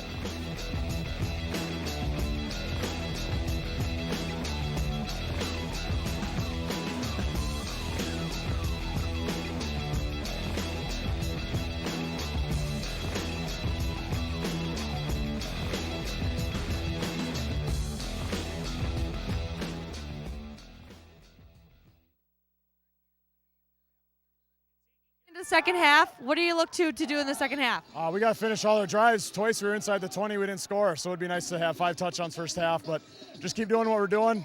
No penalties, field position game, and keep running the ball. Now, some excitement, especially rushing in the first half. What do you hope to see out of your rushing in the second half? Same thing. They're going to have to adjust a little bit, so we anticipate some things. We have some things ready, and we'll hopefully be able to keep going. Well, good luck the rest of the way. Guys, back up to you. Thank you, Lindsay, and thank you, Coach Young. We'll take a very short break and be back with kickoff in the second half. You're watching the Coon Rapids homecoming game live on CTN.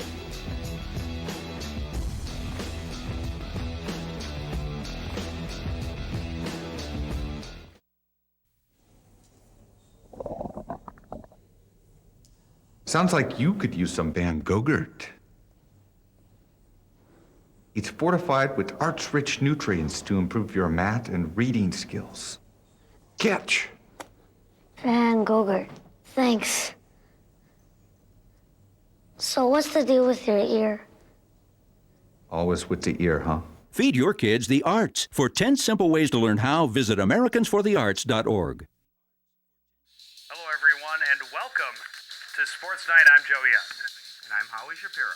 Welcome, everybody. This is your ticket behind the scenes of Coon Rapids sports. Joe Young and Howie Shapiro here to tell you that CTN... As they continue on in their schedule. Sports night. Sports night. Sports night. Sports night. Sports night. Sports night. Sports night. Sports night. Sports night. Sports night. Sports night. Sports night. Sports night is next. Hello, everyone, and welcome to Sports Night. I'm Joe Young. And I'm Howie Shapiro. I present to you Algebra 2. Foreign languages. And finally, biology. Who among you will step up to their challenge? Me. Yeah, I'll do it. Me too. Sign me up. Take on the tough classes now. You need them to prepare for college.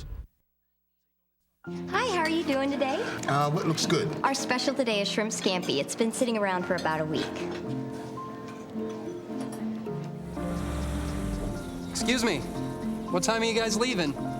We're gonna rob your house tonight. Don't you wish there were warnings to protect you from life's risks? With diabetes, there is one. It's called A1C, a simple blood test that helps measure your risk of serious complications. Learn more at diabetesa1c.org. Metal Cone! Metal Cone! Let's go! Hurry! Metal Cone! Metal Cone! Metal Cone! Metal Cone! Metal Cone! Dude, why is your mom driving us to MetalCon? Remember when I bought us all snowboards on that credit card and never paid it back? Well, I guess they check that stuff out when you apply for a car loan. Afterwards, we'll all go out for ice cream. Don't let your credit put you in a bad place. Go to controlyourcredit.gov. The second season starts right now. Wow, do we have a show for you tonight? Busy afternoon Monday for firefighters trying to contain several grass fires along. This is going to be a very good and very close game. Welcome to Sports Night. I'm Joe Young. And I'm Howie Shapiro. Hello, everyone. Welcome to Talk of the Town. Such a big event definitely needs a third man.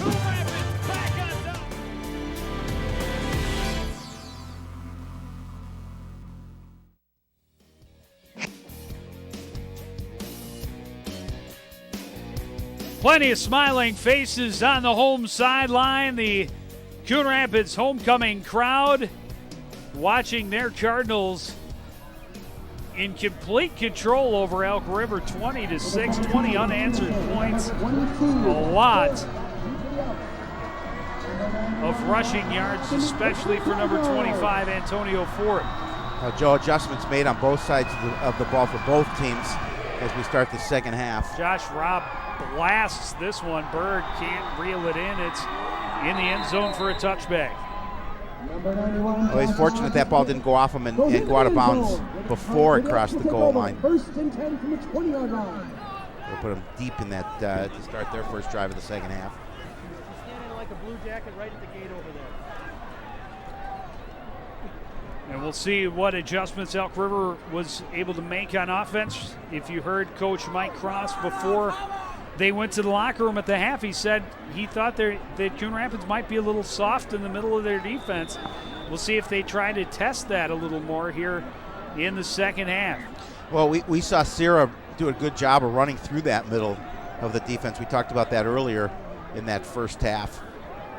And as you mentioned, we'll see if they can continue to try and exploit that part of the defense. Fakes the give to Anderson, keeps it himself off the left side. Not a lot there. Doesn't look like Sierra was able to gain anything. And the mist continues to fall. It's been falling all game long, and it makes it difficult on that field condition. You see it again. There's the fake, the give, and you can see him slipping there. Not slipping a tackle, but actually slipping on the field. 6 carries, 15 yards for Zach Sierra on the evening. Remember, he did lose 10 yards on one of those carries after the bad snap. 2nd and 10 now for Elk River.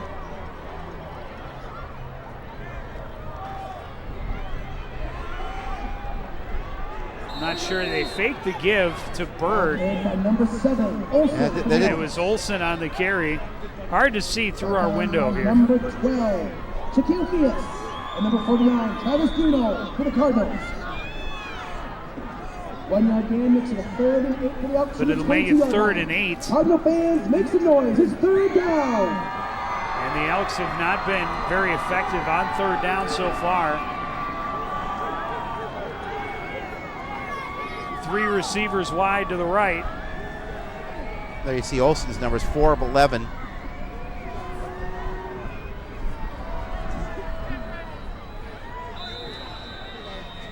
There's delay of game. And that's not going to make this 3rd down situation any easier? No.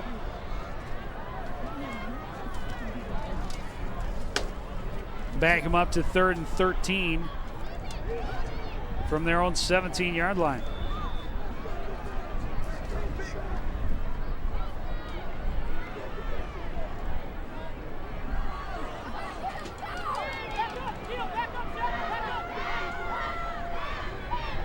Sura out of the shotgun on 3rd and long. Looks right, throws back to his left. Pass nearly picked off by Dominic Reff. Had good position on it. Pass intended for Yene again. That was a dangerous pass, just threw that one up. Reff had great coverage on the play. turned and looked towards the ball, making sure, again, no problem with interference. He's going to knock that one down. Pretty good protection for Sierra, but of course defense, no, he's going to throw on that play. And they actually had to be the defender, I believe, on that as well. Had to come back to it as it was underthrown a little bit. Olson standing back to punt near his own goal line. We saw Berger punting in the first half. He gets off a good one. Oakley from the Elk River 47 bounces off first contact, still going, runs the man over and pushed out of bounds near the 35-yard line. Oh, there's talk about a foolish penalty. Colton late Adams, hit? Late hit. Colton Adams and Nick Smith were kind of jawing at each other, and Smith came and ran over to Colton Adams and pushed him from behind, right in front of two officials. So that's going to tack another 15 yards onto that play. 2 flags on the field. We'll see if these are offsetting personal fouls. No, they were both thrown at the same place. So you're going to see it.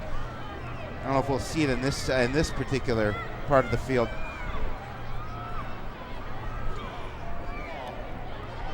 Personal foul. Elk River, 15-yard penalty, first down. Yeah, the 2 officials threw the 2 flags on the same player. Well, the Cardinals will take it, and they will start deep in Elk River territory at the Elk River 21-yard line. Call it the 20. Head coach Mike Cross, it's been tough enough for his squad so far tonight, and cannot be pleased with Nick Smith's play on that particular instance. Well, and that's not the first late hit or foolish penalty on the part of the Elk River Elks. Egan will come in as the up back in front of Ford. Starts the second half with 245 yards on 28 carries. That's 8.75 yards a carry. Yeah, that's not bad. Those are pretty good stats for Antonio Ford, as he will continue to try and add to those.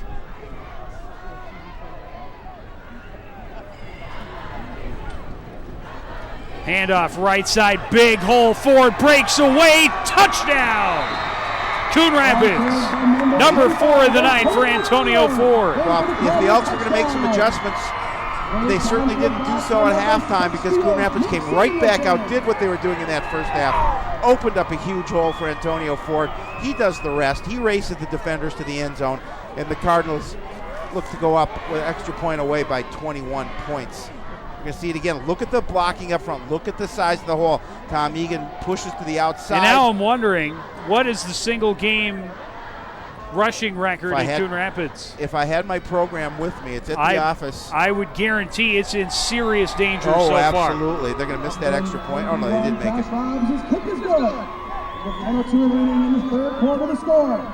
Coon Rapids. I would venture a guess that it was probably Clay Buckberger. Probably. Could have been Preston Gazzoni. Could have been Bialke. Could have been Bialke. We've seen a lot of great running backs, but I don't know that we've seen one that has had as dominant a night as Antonio Ford has thus far. Sit back and now enjoy. 265 yards. Look at that, almost untouched until he got to the goal line. Does a nice job of just kind of weaving in and out of traffic there.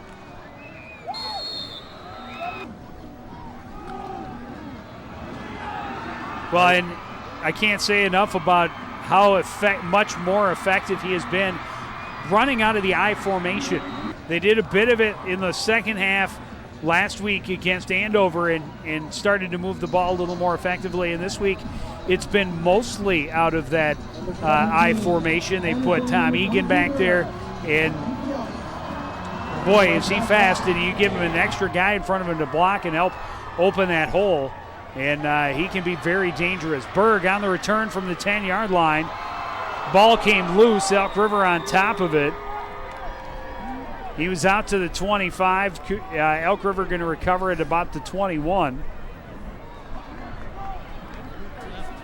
Elk River was fortunate that there were 2 Elk players there to pounce on that fumble, because Coon Rapids gets that fumble down deep again. They're in big trouble. And they're going to, I don't know if they're going to say that the ball came out after he was down, but they're going to put the line of scrimmage out at the 25. or just shy of the 25, about the 24-yard line. Nonetheless, a long field again for the Elks. After going 3 and out, assisted by their own penalty in the first possession, and now a little confusion as they start this drive. Sura trying to make sure he's got the right call from the sidelines. Now snaps, looks left. Pass thrown complete to Anderson on the left side, and he is not going to get much. Driven out of bounds by Shaquille Theus, who has been everywhere on defense for Coon Rapids. He really has. Good job again by the defense to pursue to the pass. They are really giving Elk River all the trouble that they can handle, and even a little bit more than that. There you see Shaquille Theus, one of the sophomores who are starting on this team. Good contribution so far this year. We've talked about him quite a bit on the defensive end in the first 4 games and continuing to do so here tonight. 2-yard gain, second. Make it 3, 2nd and 7.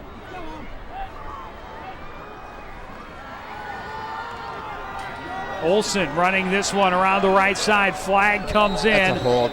And he is dropped after a short gain. I don't know if he picked up any yardage at all, but it's coming back. Yeah, he's going to lose some yardage because that was a hold on that play.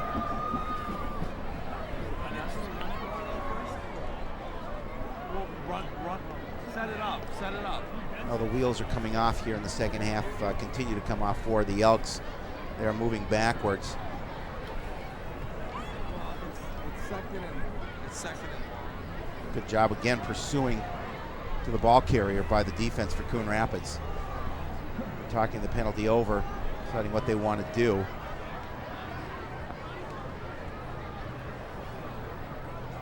I think he can continue to move him back. It will be 2nd and a lot. holding. Elk River, 10-yard penalty, replay 2nd down. It's a spot 10 yards from the spot of the foul. So we'll see. Looks like they're going to put it just about the 14-yard line. So it'll make it 2nd and about 20.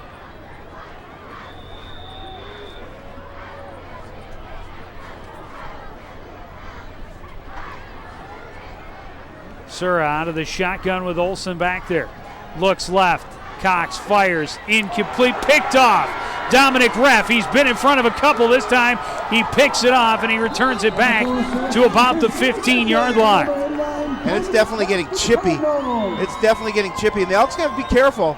I mean, you're trying to separate players. The Elks have to be careful, but they've been called for a couple of personal infractions, and they don't want to get another one. Again, quick throw out to the outside, and Reff is right there to pick it off. Nice play by the defense. Gives the Cardinals the ball back deep in the Elks territory. Threw into double coverage. But you can see a little jawing there in the face of Dominic Reff.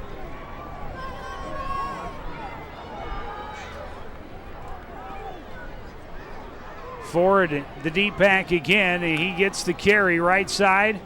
This time the Elks were ready for it in a very short gain. Ball carried by number 25, Antonio Ford to the Cardinals. Brought down by number 4, Sierra.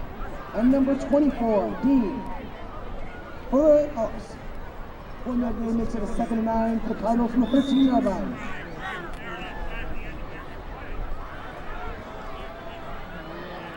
He's 2nd and 9 from the 13.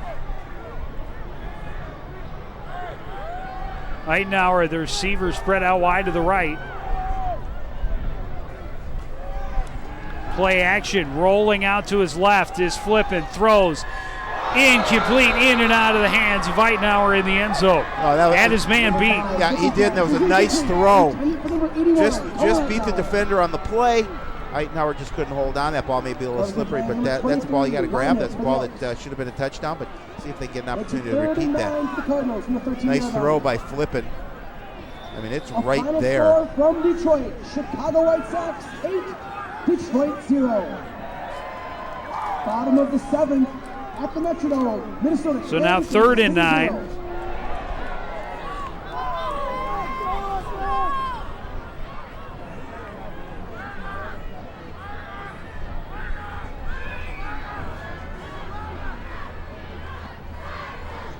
Flippin looks right, throws left, complete to Norris. Has a wedge in front of him. Flag down on the play. It's going to be short of the first down anyhow. Yep. And there's another flag down. There's a couple of flags down on the play. We're not sure if the first one was on the Cardinals. The second one was on the Elks. You see it there. It's a quick throw. I'm not sure if they got the Cardinals for holding. There's the tackle. You're talking about the chippy play. You're seeing a lot of frustration on the defense for the Elk River Elks. Let's see what our official, Mr. Chambers, has to say.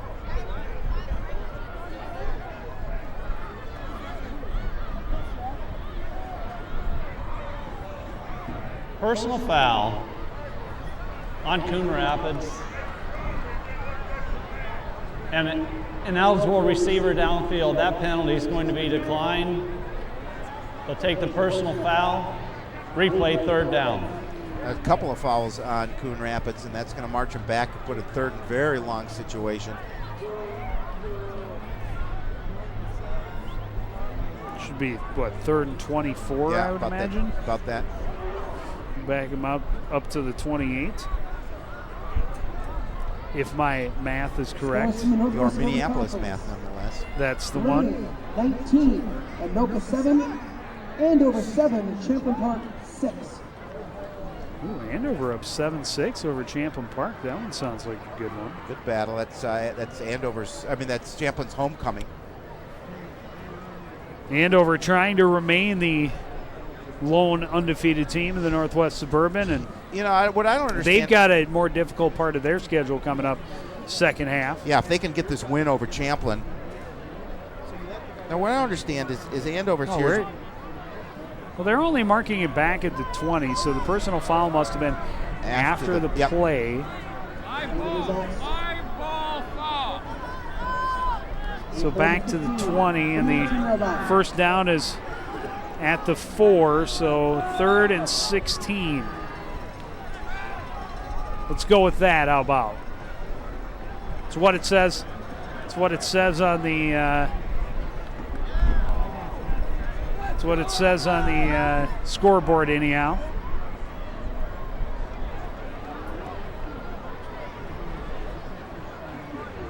And now we got both teams re-huddling, and it looks like we're going to mark yardage off again.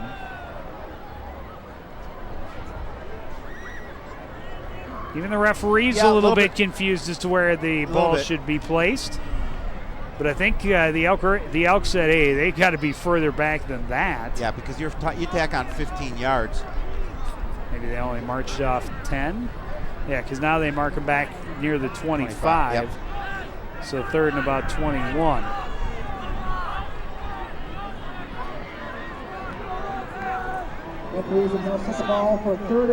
There you see that score we discussed earlier. Andover 7, Champlain Park 6 in the third quarter. 3rd and very long. We'll go with that. How about? 3rd and a whole bunch. See, and they didn't move the third down marker back the extra 5 yards. So I'm looking across. I'm like, it still looks like 3rd and 16. Oh, that's right, because the down marker hasn't moved. Yeah. No one has caught it either. No. Well, maybe when the referee backs up to the sideline, the down marker. There he goes. A few more for good measure. They haven't figured out. We still haven't quite figured out where the ball is going to be. It's 3rd and a long way. Long way. Now the ball back at the 30-yard line. So you're looking at 3rd and we've got 3rd and 24 from the 28 is what it says on the board.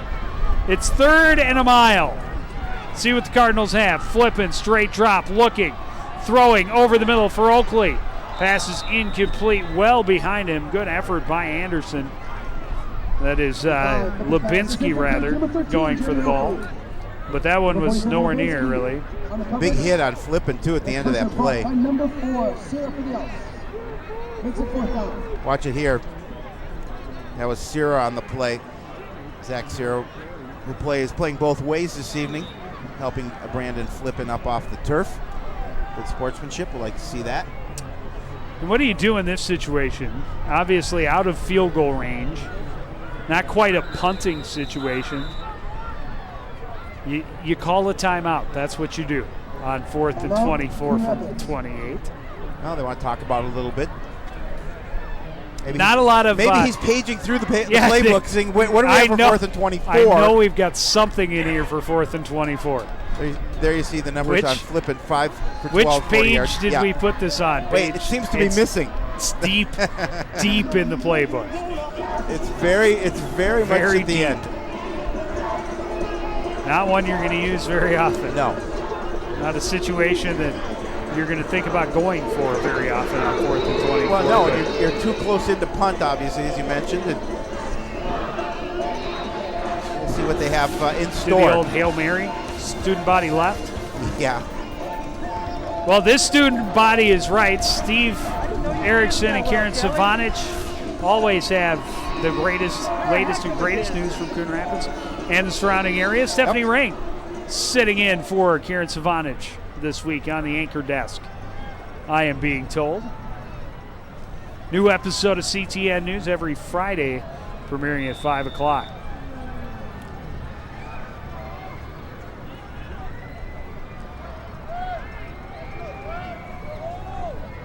Play action, flipping, lots of time, throwing, looking to the left, complete touchdown, Jerry Norris.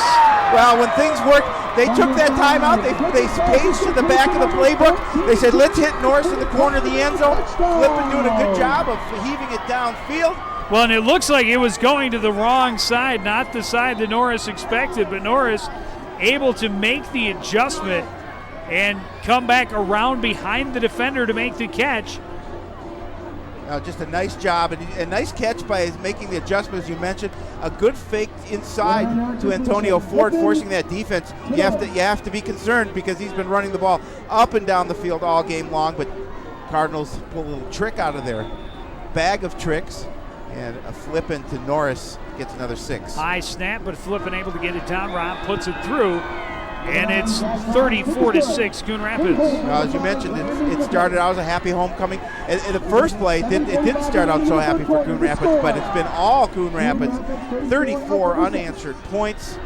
And we're not even midway through this second quarter, and they've already been to the end zone twice. And look at the protection for Flippin. They had all night to throw. Good throw to the outside for Jerry Norris. You mentioned made the adjustment. Thought was going to maybe go to the inside, made the adjustment to the outside, and the Cardinals score again.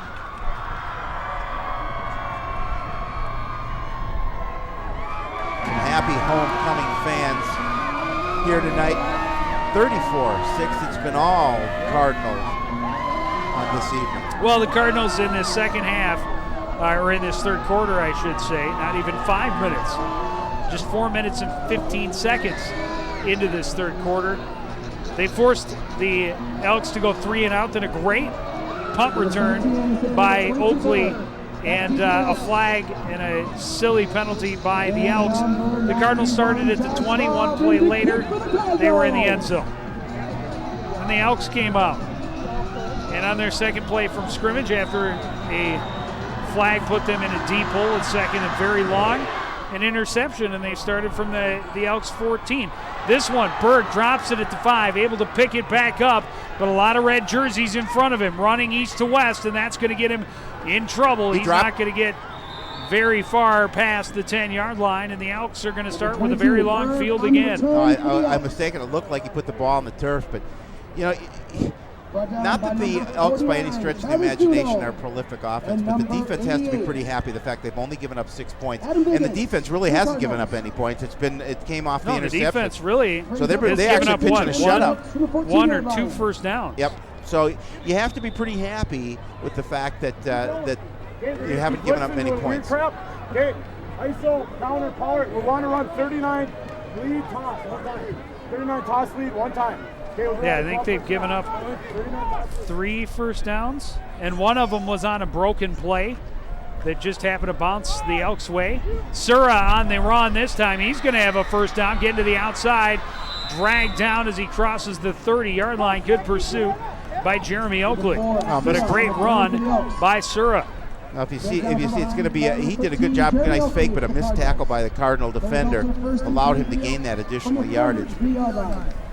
That's what they've been trying. What Mike Cross said, head coach Mike Cross said, they want to try to exploit some things on the defense. I think that was just a little busted a bit. There you see 7 carries, 32 yards for Zach Sierra on the evening so far. 17 on that game. 1st and 10 from the 31.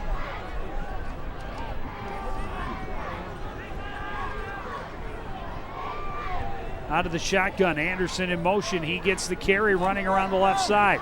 Trying to gain the corner, ref there to shut it down and bump him out of bounds. And a late flag. It's going to be a late hit out of bounds on Coon Rapids.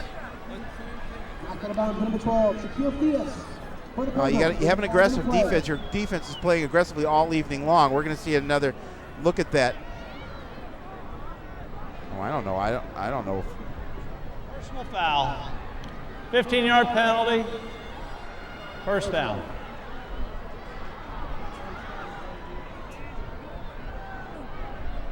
I don't like that call. He hit him before he went out of bounds, and his momentum carried him out. I don't like that call at all.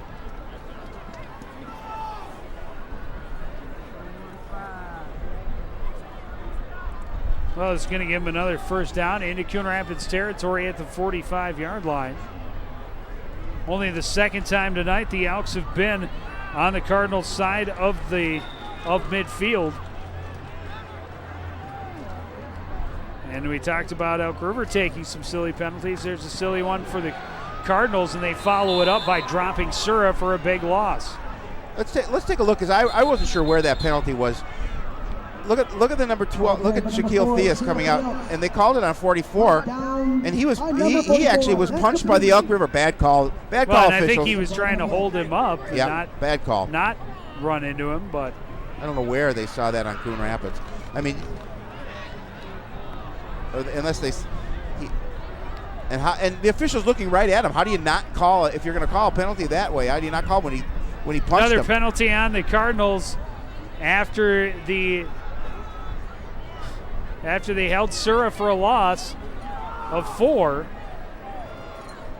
A flag, a personal foul is going to give him a first down and march him deeper into Coon Rapids territory. As well as Coon Rapids is playing tonight, head coach John Young can't be happy with those back-to-back plays, whether the first one was justified or not.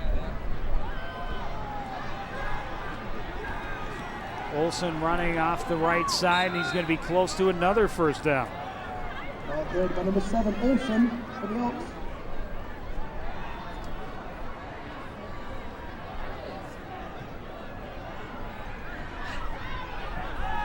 Brought down by number 96. Complete coming out of the Welcome lineup. For the Cardinals. The result of 2nd and 1.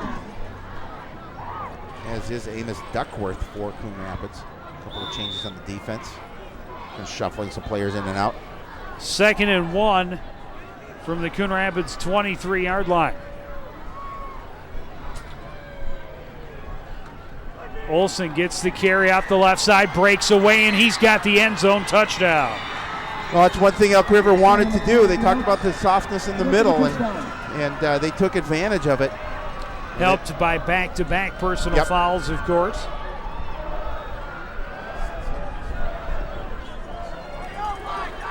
Still not midway through this third quarter. A nice blocking up front by Elk River, able to open up that hole for Olsen, and he takes it the distance to the end zone. But as you mentioned, aided by a couple of personal fouls on Coon Rapids.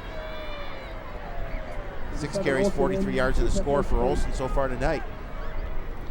He's on to attempt the extra point, and this one hooks wide right and is no good.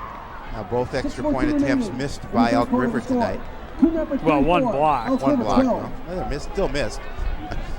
Didn't convert. Neither one converted. How's that? There you go. 6:14 remaining in the third quarter. As you mentioned, a little bit of scoring here in the third quarter. We're just about halfway, a little over halfway through. 5 plays, 86 yards. Took a minute 31, of course, aided by those 2 big penalties. 23-yard touchdown run by Evan Olsen to cap it off.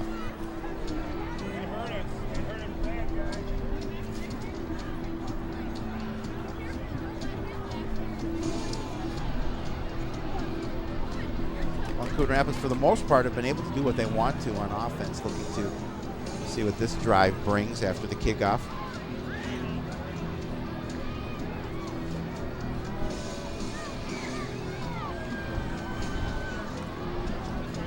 They would like to get the kind of field position they've had the first two series of this third quarter.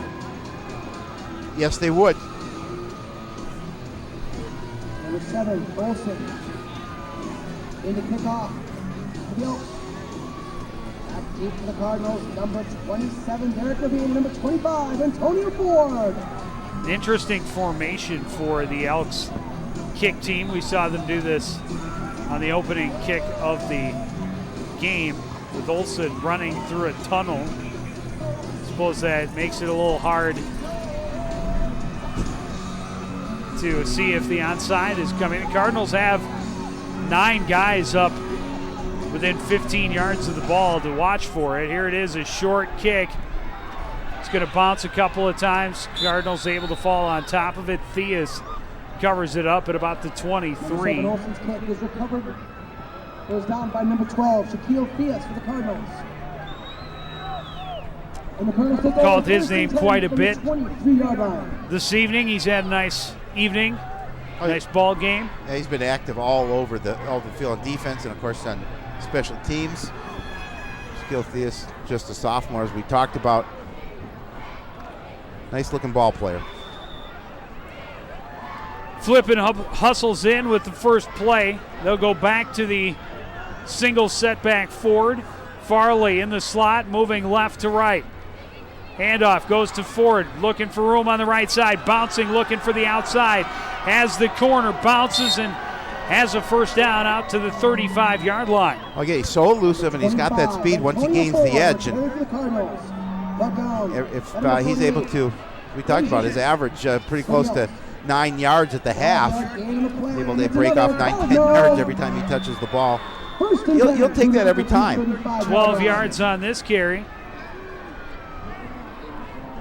Nice job of getting to the outside, switching to the outside hand, and then covering up and taking care of the football as he was taken down after a 12-yard gain. Pitch goes to Ford running left.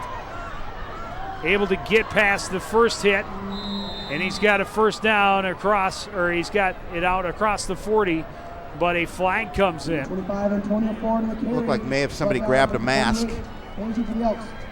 Oh, no, it's a hold. Holding Coon Rapids. We're going to see it again. They got him underneath the. Yeah, that was behind the play, so that was a hold. Holding. Coon Rapids. Replay first down. Too many penalties, I know, for Coach John Young here just in the last couple of times on defense, and then of course this holding call on the offense. Those are some of the things that I know he's not going to be happy. Got to be happy with the score, 34-12, and the offense taking charge here tonight. But those other little things they have to concern him. Back him up and make it 1st and 16 from the 29. Play action to Ford. Throw is behind Farley and incomplete. Oh, he had Farley too, able to get him the ball. He would have had a nice gain on that play. Just couldn't get him the football. I don't know if the ball's wet, slipped out of his hand maybe a little bit.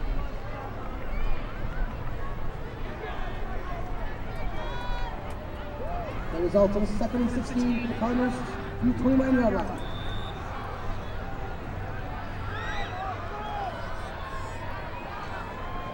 Tom Egan lining up as the fullback on 2nd and long. Handoff to Ford, right side. Nothing there. It'll be 3rd and long. Good job by Elk River keeping him bottled up.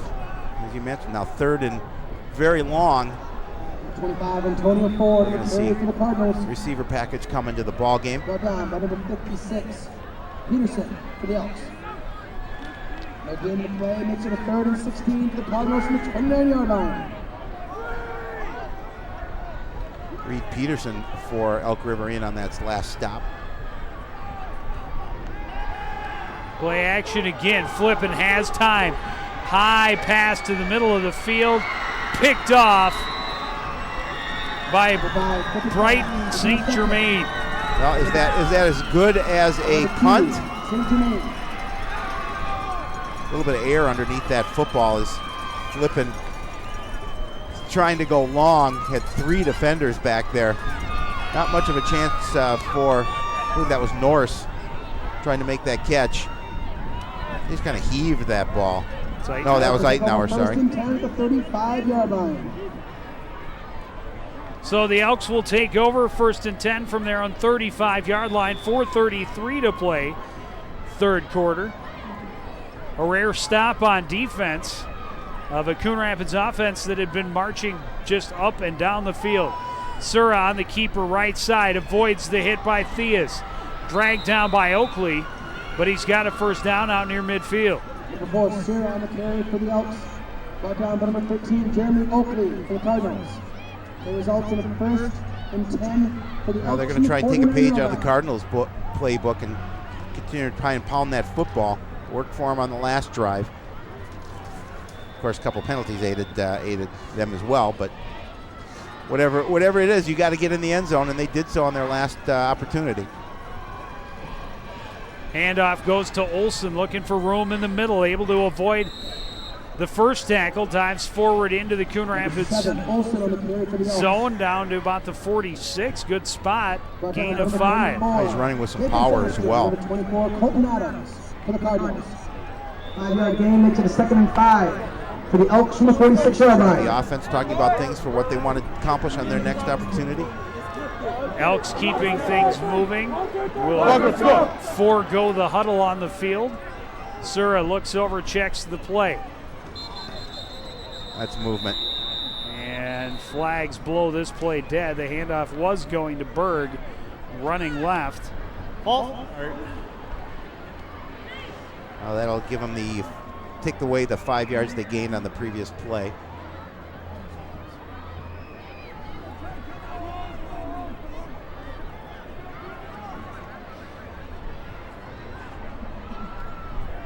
Been kind of a slow-moving third quarter. It's been a long third quarter. It has, yes, most definitely. The results in a 2nd and 10 for the Elks from the 49-yard line. So 2nd and 10 from their own 49. Fake the give to Berg. Sura dives down to the 45-yard line, and it'll be 3rd and about 4. Brought down by number 56, Logan Sargent for the Cardinals. 5-yard gain into the 2nd. Some Elk River fans trying to enjoy this evening. Cardinal fans, make some noise. It's 3rd down.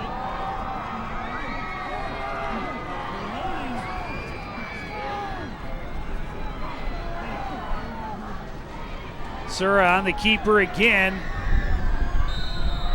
Able to lean forward, but he'll be well short. It'll bring up 4th and about 3. On the carry for the Elks. Brought down by number 49, Travis Duno for the Cardinals. So at this point in the game, you're gonna go 4th and 2. You're gonna go for it on 4th down. 4th and 2 for the Elks from the 43. Marching towards the end of the third quarter. Cardinal fans, make some noise. It's 4th down. You're down. 3 touchdowns. 3 touchdowns, exactly. Big 4th down for Elk River. They're 0 for 1 on 4th down conversions. The Cardinals 0 for 2. Handoff goes to Olsen left side. He's got the first down to the 40-yard line. They'll give him to the 39. A good surge at the point of attack for Elk River as they've been able to open a big enough hole for Olsen to get through. Here's the chain. They will mark it right at the 40, so he needed 2, got 3. Keeps this drive alive for the Elks. 5 carries, 52 yards, and a touchdown for Evan Olsen. Half of those yards came on 1 carry in his score.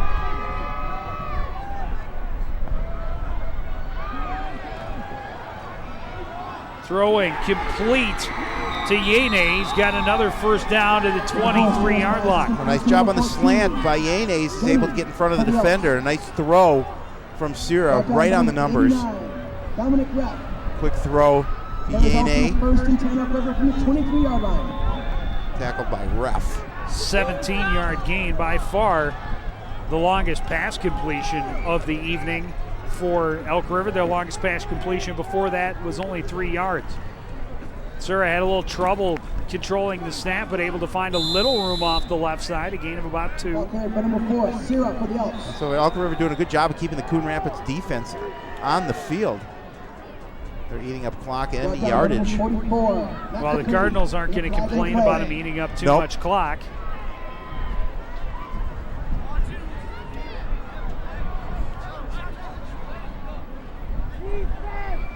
Under 90 seconds remaining. Another penalty on the Cardinals. Well, they're making it easier for Elk River on the last 2 drives.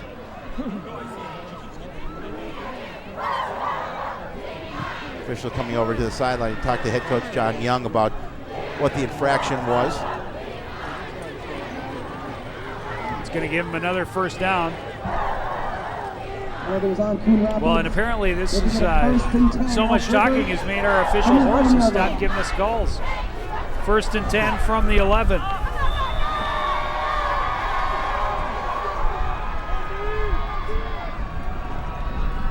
Handoff goes to Berg, slips and falls, dropped for a loss. Right there was Colton Adams to drop him back at the 15.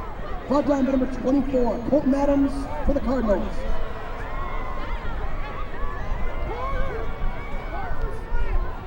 Four-yard loss in the play.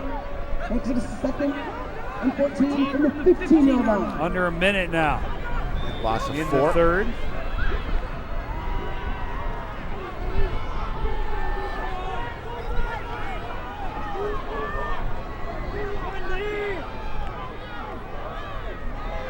No huddle offense, not giving the Cardinal defense a chance to regroup, and now a timeout is going to be called by the Elks.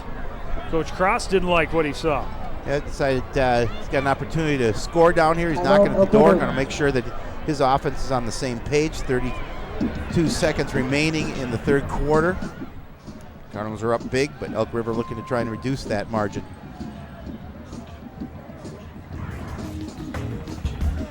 Stephanie Ring, every month bringing you stories from around the area that help about the people and places that make Coon Rapids and the surrounding area such a great place to live. Now, another big question. First, you got to get to the end zone, but when do you go for your 2-point conversion? You're going to have to eventually. 2 missed extra points on your first 2 scores. Yep. You have to make it up somehow. Fortunately, Coon Rapids missed 1, so you only need 1. But you need to get to the end zone 3 times. You need 1 2-point conversion. Yes, you do. Unless, of course, you go for the 2-point conversion and miss, then you need 2 2-point conversions. But you got to get to the end zone first, and now 2nd and 14 from the 15. You cross that bridge when you get to it.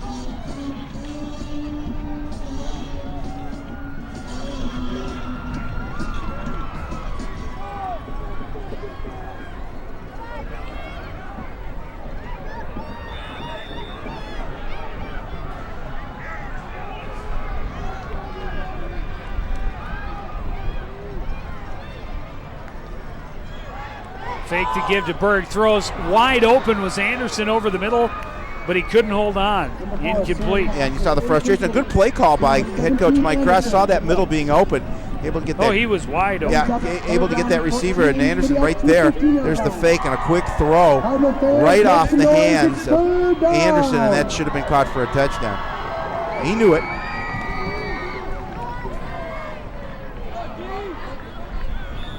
So 3rd and long from the Cardinal 15. Again, Searle looks to the sideline to get the score. There you see, just 3 of 5 for 18 yards, now 3 of 6, I believe.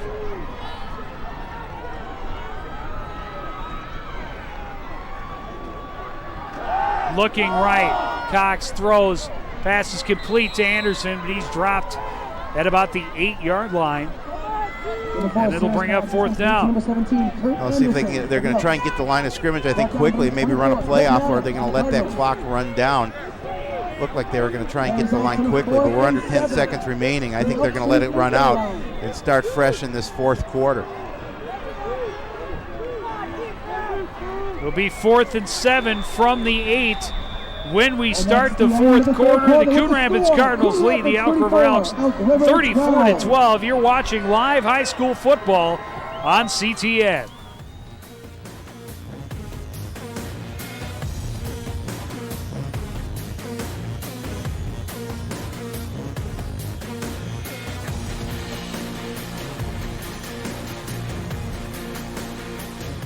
Have a banana. Eating well and playing go together like best friends. You better believe it. With the food pyramid, the bare necessities of living healthy are easy. Bare necessities, the simple bare necessities. So eat right. Be active. Now move and sit. And don't forget to have fun. That's the way to be the best. You're lots of fun, Baloo. At anything you do. You can go to mypyramid.gov to play some games and find out more. Okay, this. Back at the Cardinal Sports Complex, Coon Rapids with a healthy 34-12 lead as we start the fourth quarter. The Elks are facing 4th and 7 from the Coon Rapids 8. They'd like to stop them here in this situation. They don't.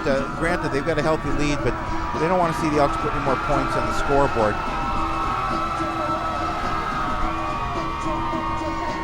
Nope, would not like to give the Elks any more hope than they can help.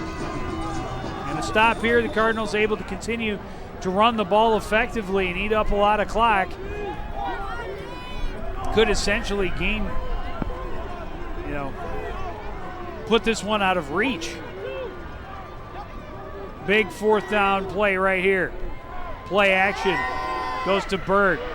Slipping and falling is Sura, and the Cardinals will take over on downs. Yeah, and again, the wet field is playing a little havoc down there, especially down by closer to the goal line. Seems like in that spot in general, we've seen a number of slips in that area. And the defense did what they needed to do. I don't think even had he slipped, I don't think he would have completed that opportunity to at least get the first down, if not obviously the touchdown. But there you see the slip and covered it immediately. Loss of 6 yards. Cardinals will take over from their own 14-yard line. I think they'll keep the ball on the ground a little bit. I would continue to keep it on the ground. I would think so. They've got Egan in there in front of Ford. Eitenauer, the wide out on the near side. Handoff to Ford left side. And he's able to dive forward out close to the 20. 25 and 24. Obviously, ball security is important at this part of the field. Anytime it is, but especially when you're down close to your own goal line.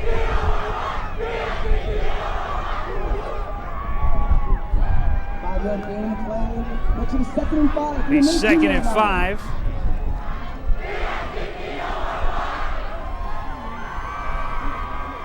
And I'm thinking they're going to give it to number 25. Ford bounces outside on the left. Great block from Eitenauer, and he could be gone. It's a foot race as he crosses the 40, pushed out of bounds close to the Elk River 25-yard line. Oh, nice. Again, another nice run. Good block, as you mentioned. A great block by Eitenauer to spring him to the outside. And he's able to do the rest on his own. Let's see if we can see that. Watch 81 in your picture. I'm not sure if we can see it now. It's just past that. Just a nice block. And 56-yard carry. Well, they're going to mark it at 27, so make it a 54-yard carry. 1st and 10, Coon Rapids with 27-yard line. A lot of running for the sophomore tonight. 1st and 10 from the Elk River 27. Handoff goes to Ford again up the middle. Nice wall in front of him. He's inside the 20. He should be close to another first down. Well, the officials even need to get their uniforms dirty a little bit on a night like tonight. And I'm sure they are soaked to the bone. One of our officials took a little bit of a tumble. They're going to put it just outside the 19, so it'll be 2nd and a long 2. Watch our official take the hit. There he is. Just kind of tripped and up and over. Whee!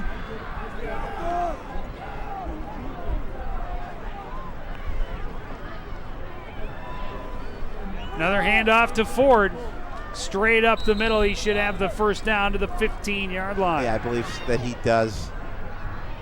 Needed 2, got 4. Number 25, Antonio Ford with carry for the Cardinals.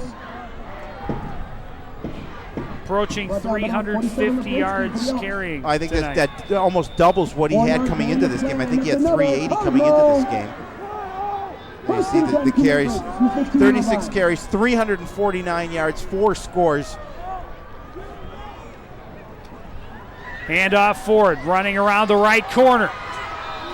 Pushed out of bounds inside the 5-yard line. He'll have another first down, first and goal, Coon Rapids. Well, he definitely has to with his night, and certainly not over yet, but with his night, got to be considered for one of the Metro Players of the Week. That's another They're Cardinal. going to see good job.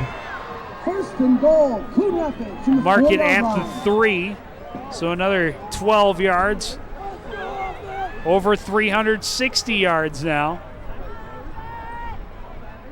And 4 scores.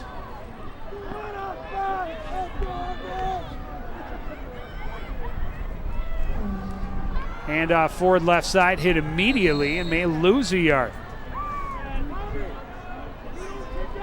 He has to be a little tired, I would imagine. Or the coaches might have said, hey, slow down. We wanted to take off a little more time than that this. would be true as well. We're supposed to be running the clock as well as the ball. He's carried the ball almost 40 times for 360 yards. That's incredible.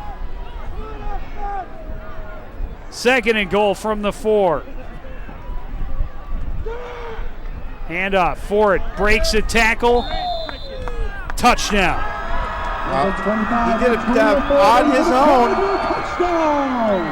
Of course, you got plenty of help from your blockers up front, but it was his offense to run with the ball on this drive. And that's going to be his 5th score of the evening.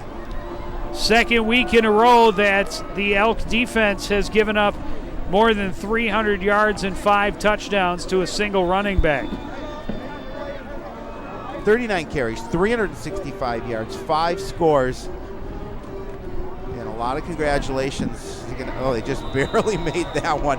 Just up and over the top of the crossbar. Well, Flippin had a little trouble with the low snap, but able to get it up, and some pressure coming in from the left side, but Rob able to put it through, and it's 41-12 in favor of the Cardinals. So that'll give him 8 touchdowns on the season. He had 3 coming into this contest, more than doubled his output. And a lot of congratulations from his team. It's very happy homecoming for Coon Rapids with 9:18 remaining to go in this ballgame. Cardinals in control. Well, that last drive, 7 plays, 86 yards. It was all Antonio Ford. Absolutely, every play. 2:35 off the clock. Again, they wanted a little bit more. Than that. Well, but they'll take the touchdown. Yes. And the continued forward momentum of their offense.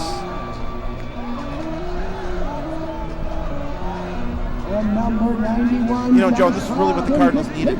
Obviously, they needed that first win of the season, but they need it in the fashion like they're getting it this evening. They're really dominating on both sides of the ball. Defense really only allowed just the 1 score.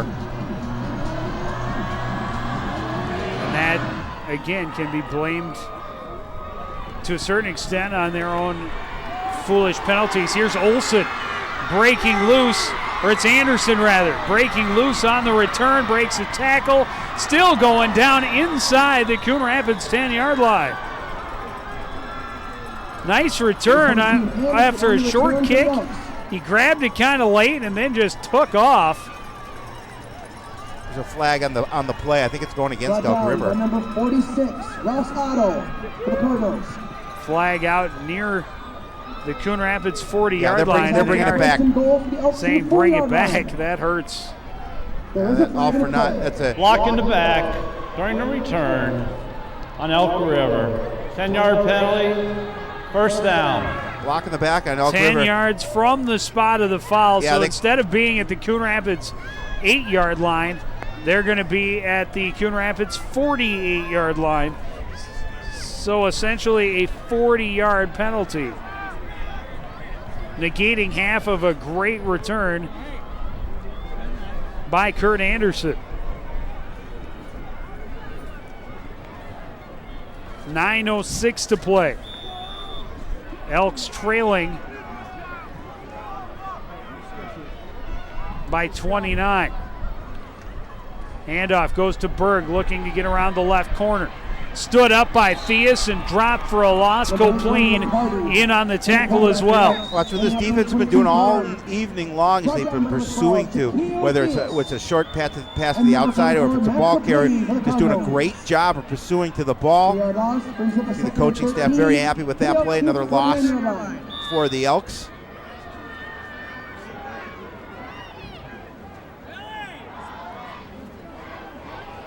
Berg loses 3.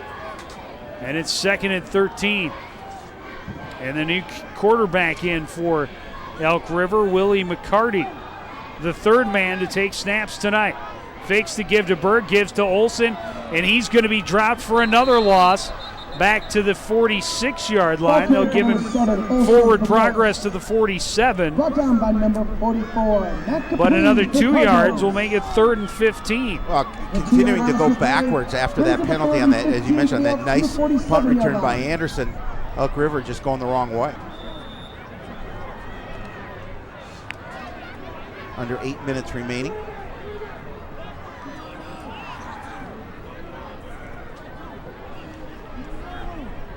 Third and long.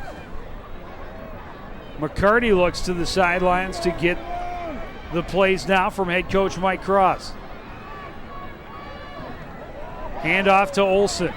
Looking for room on the right side. Stopped up, and he's going to lose yardage again, and it'll be 4th and forever. A swarming defense from Coon Rapids, not allowing Elk River to do anything on this drive.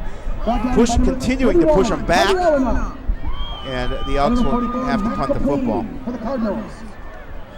Another 3-yard loss makes it 4th and 18. There's Copleen not giving up ground. Good job from the 44-yard line by that defense, swarming onto the ball carrier. 3 runs go backwards 8 yards and a very quick 3 and out for the Elks. Berger to punt from his own 32-yard line. And remember, they had that return by Anderson. They were going to be inside the Coon Rapids 10 until that block in the back. Pretty good punt here. It is going to bounce and take a Coon Rapids bounce toward the sideline, be down just inside the 35-yard line. Well, what looked like a big return for Elk River turned into disaster for the Elks. And they go backwards on, as you mentioned, on 3 consecutive plays. Cardinals offense back in control with a healthy 41-12 lead. Now, can you run the ball effectively and take a little more time off the clock this time? Some fresh, clean jerseys in the Coon Rapids huddle. And I think the night is finished for number 25, who is enjoying some Gatorade near center field. And a fumble on first down. The Cardinals looks like they're able to hop back on top of it. Kevin Morris is the new quarterback. It was Maurice Ward who dove on the ball. Not the typical number you see for a quarterback at 33. Yeah, fortunately, Cardinals able to get on there. A couple of white jerseys right there, but right back at the original line of scrimmage. Taylor Sanborn is the up back in front of Ward.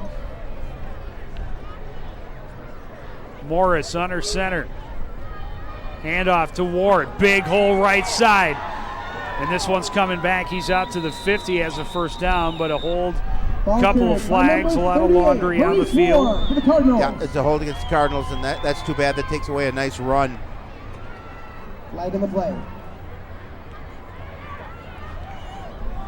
Maurice Ward, another sophomore for Coon Rapids.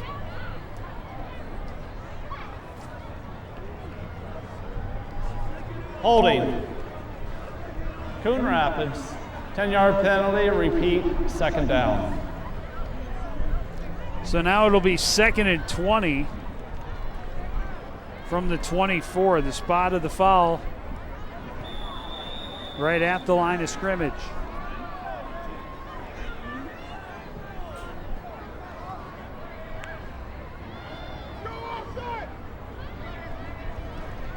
Handoff goes to Ward again. He's hit immediately. Able to push his way out to about the 28-yard line and gain of about 4. For the Cardinals. But it'll bring up 3rd and very long. Oh, you talked about the Elks defense giving up 50 points in the last 2 games, twice in the last 2 games. Definitely do not want to give up 50 here. Tom Egan's night is, we'll see if Tom Egan's night is through. Well, if they give up no more points, they will actually improve their average points against, which was 47.75 coming into this game. Yep. Handoff to Ward up the middle, goes close to nowhere. He gets another yard, but it'll be 4th and 15. By number 85, Cardinals will punt. 3-yard gain. Clock continues to march down. For the Cardinals from close to the 4:30 mark. Number 42, Bruno Simic into punt. Bruno Simic will come on to punt. Did not handle the punting last week as he was a little injured. shaken up. This is the first time the Cardinals have been forced to punt tonight. High punt, not a lot of distance. Will bounce near midfield and take a bit of an Elks bounce. The Elks will take over just into Coon Rapids territory. 4:08 to play, 4th quarter. And we're seeing some fresh jerseys in on the defensive end as well. Down to 49-yard line with the Elks will take over This 1st and 10. victory pretty much in the bag at this point. The 4-touchdown lead and only 4 minutes to play.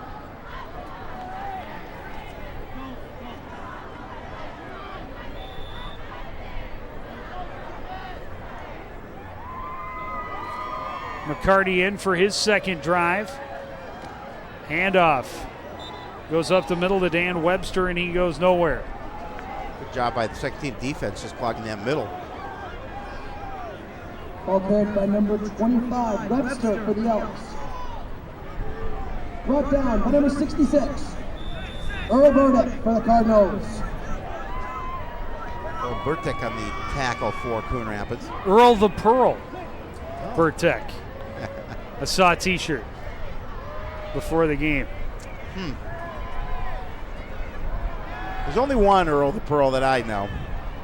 Now you know another. I apparently do. Fumble on the exchange. McCarty falls on top of it. Yeah, that play was really slow to develop. Number 8, Just a bad exchange. With the fumble on the play, recovered by McCarty. 3-yard loss brings up Be a 3-yard loss, 3rd and 13.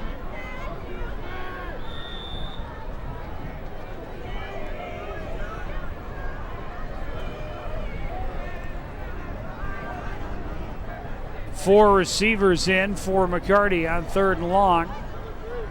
Looks to the sideline to double check the play.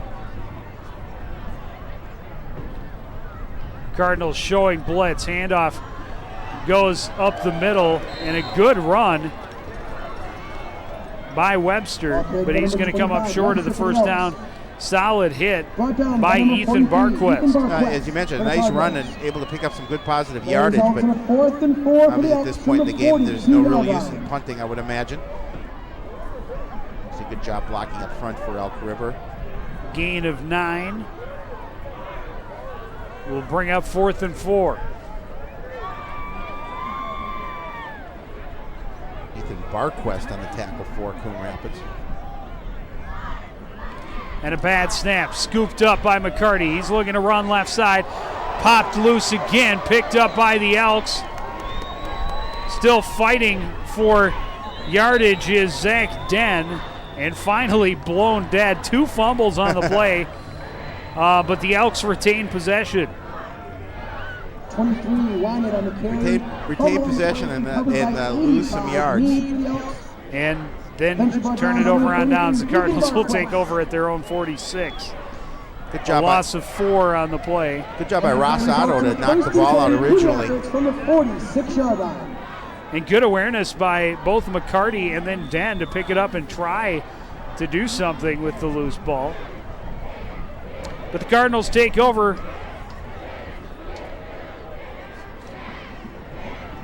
Handoff goes to Ward, broken tackle, slides down to the Elk River 47-yard line. Maurice Ward, pretty hard runner, 5'8", 191 pounds. Runs with some power. Number 24, D for the Elks.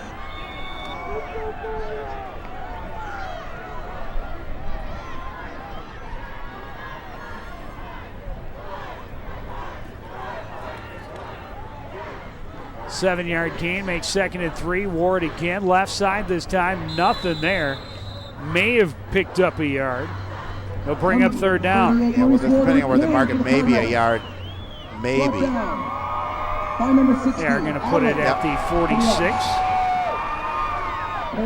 Happy homecoming fans at Coon Rapids tonight. They're not leaving this ballpark. 3rd and 2 for the Cardinals. Under a minute to play. They shouldn't even really need to get the first down to run out the clock. Handoff goes to Ward, right side. He has the first down anyhow. Still on his feet. Get the legs going. He's got the first down to the 42. And the Cardinals, I'm imagining, will not run another play. No, the Cardinals are going to win their first game of the year, and certainly it's been a long time coming for them. That's a disappointment so far this season. Starting out at 0-4. And what start of the game. An evening for that young man. 360 yards, 5 touchdowns. Yeah, and without looking, I'm going to go out on a limb and say both are probably school records. We'll try and look it up and maybe have that for sports night. We will definitely look that up and have it for sports night. But the Cardinals are improving to 1-4 with a very convincing 41-12 victory. Yeah, nice win for Coon Rapids. They needed it. They really needed that first victory. And what better time to get it than on homecoming?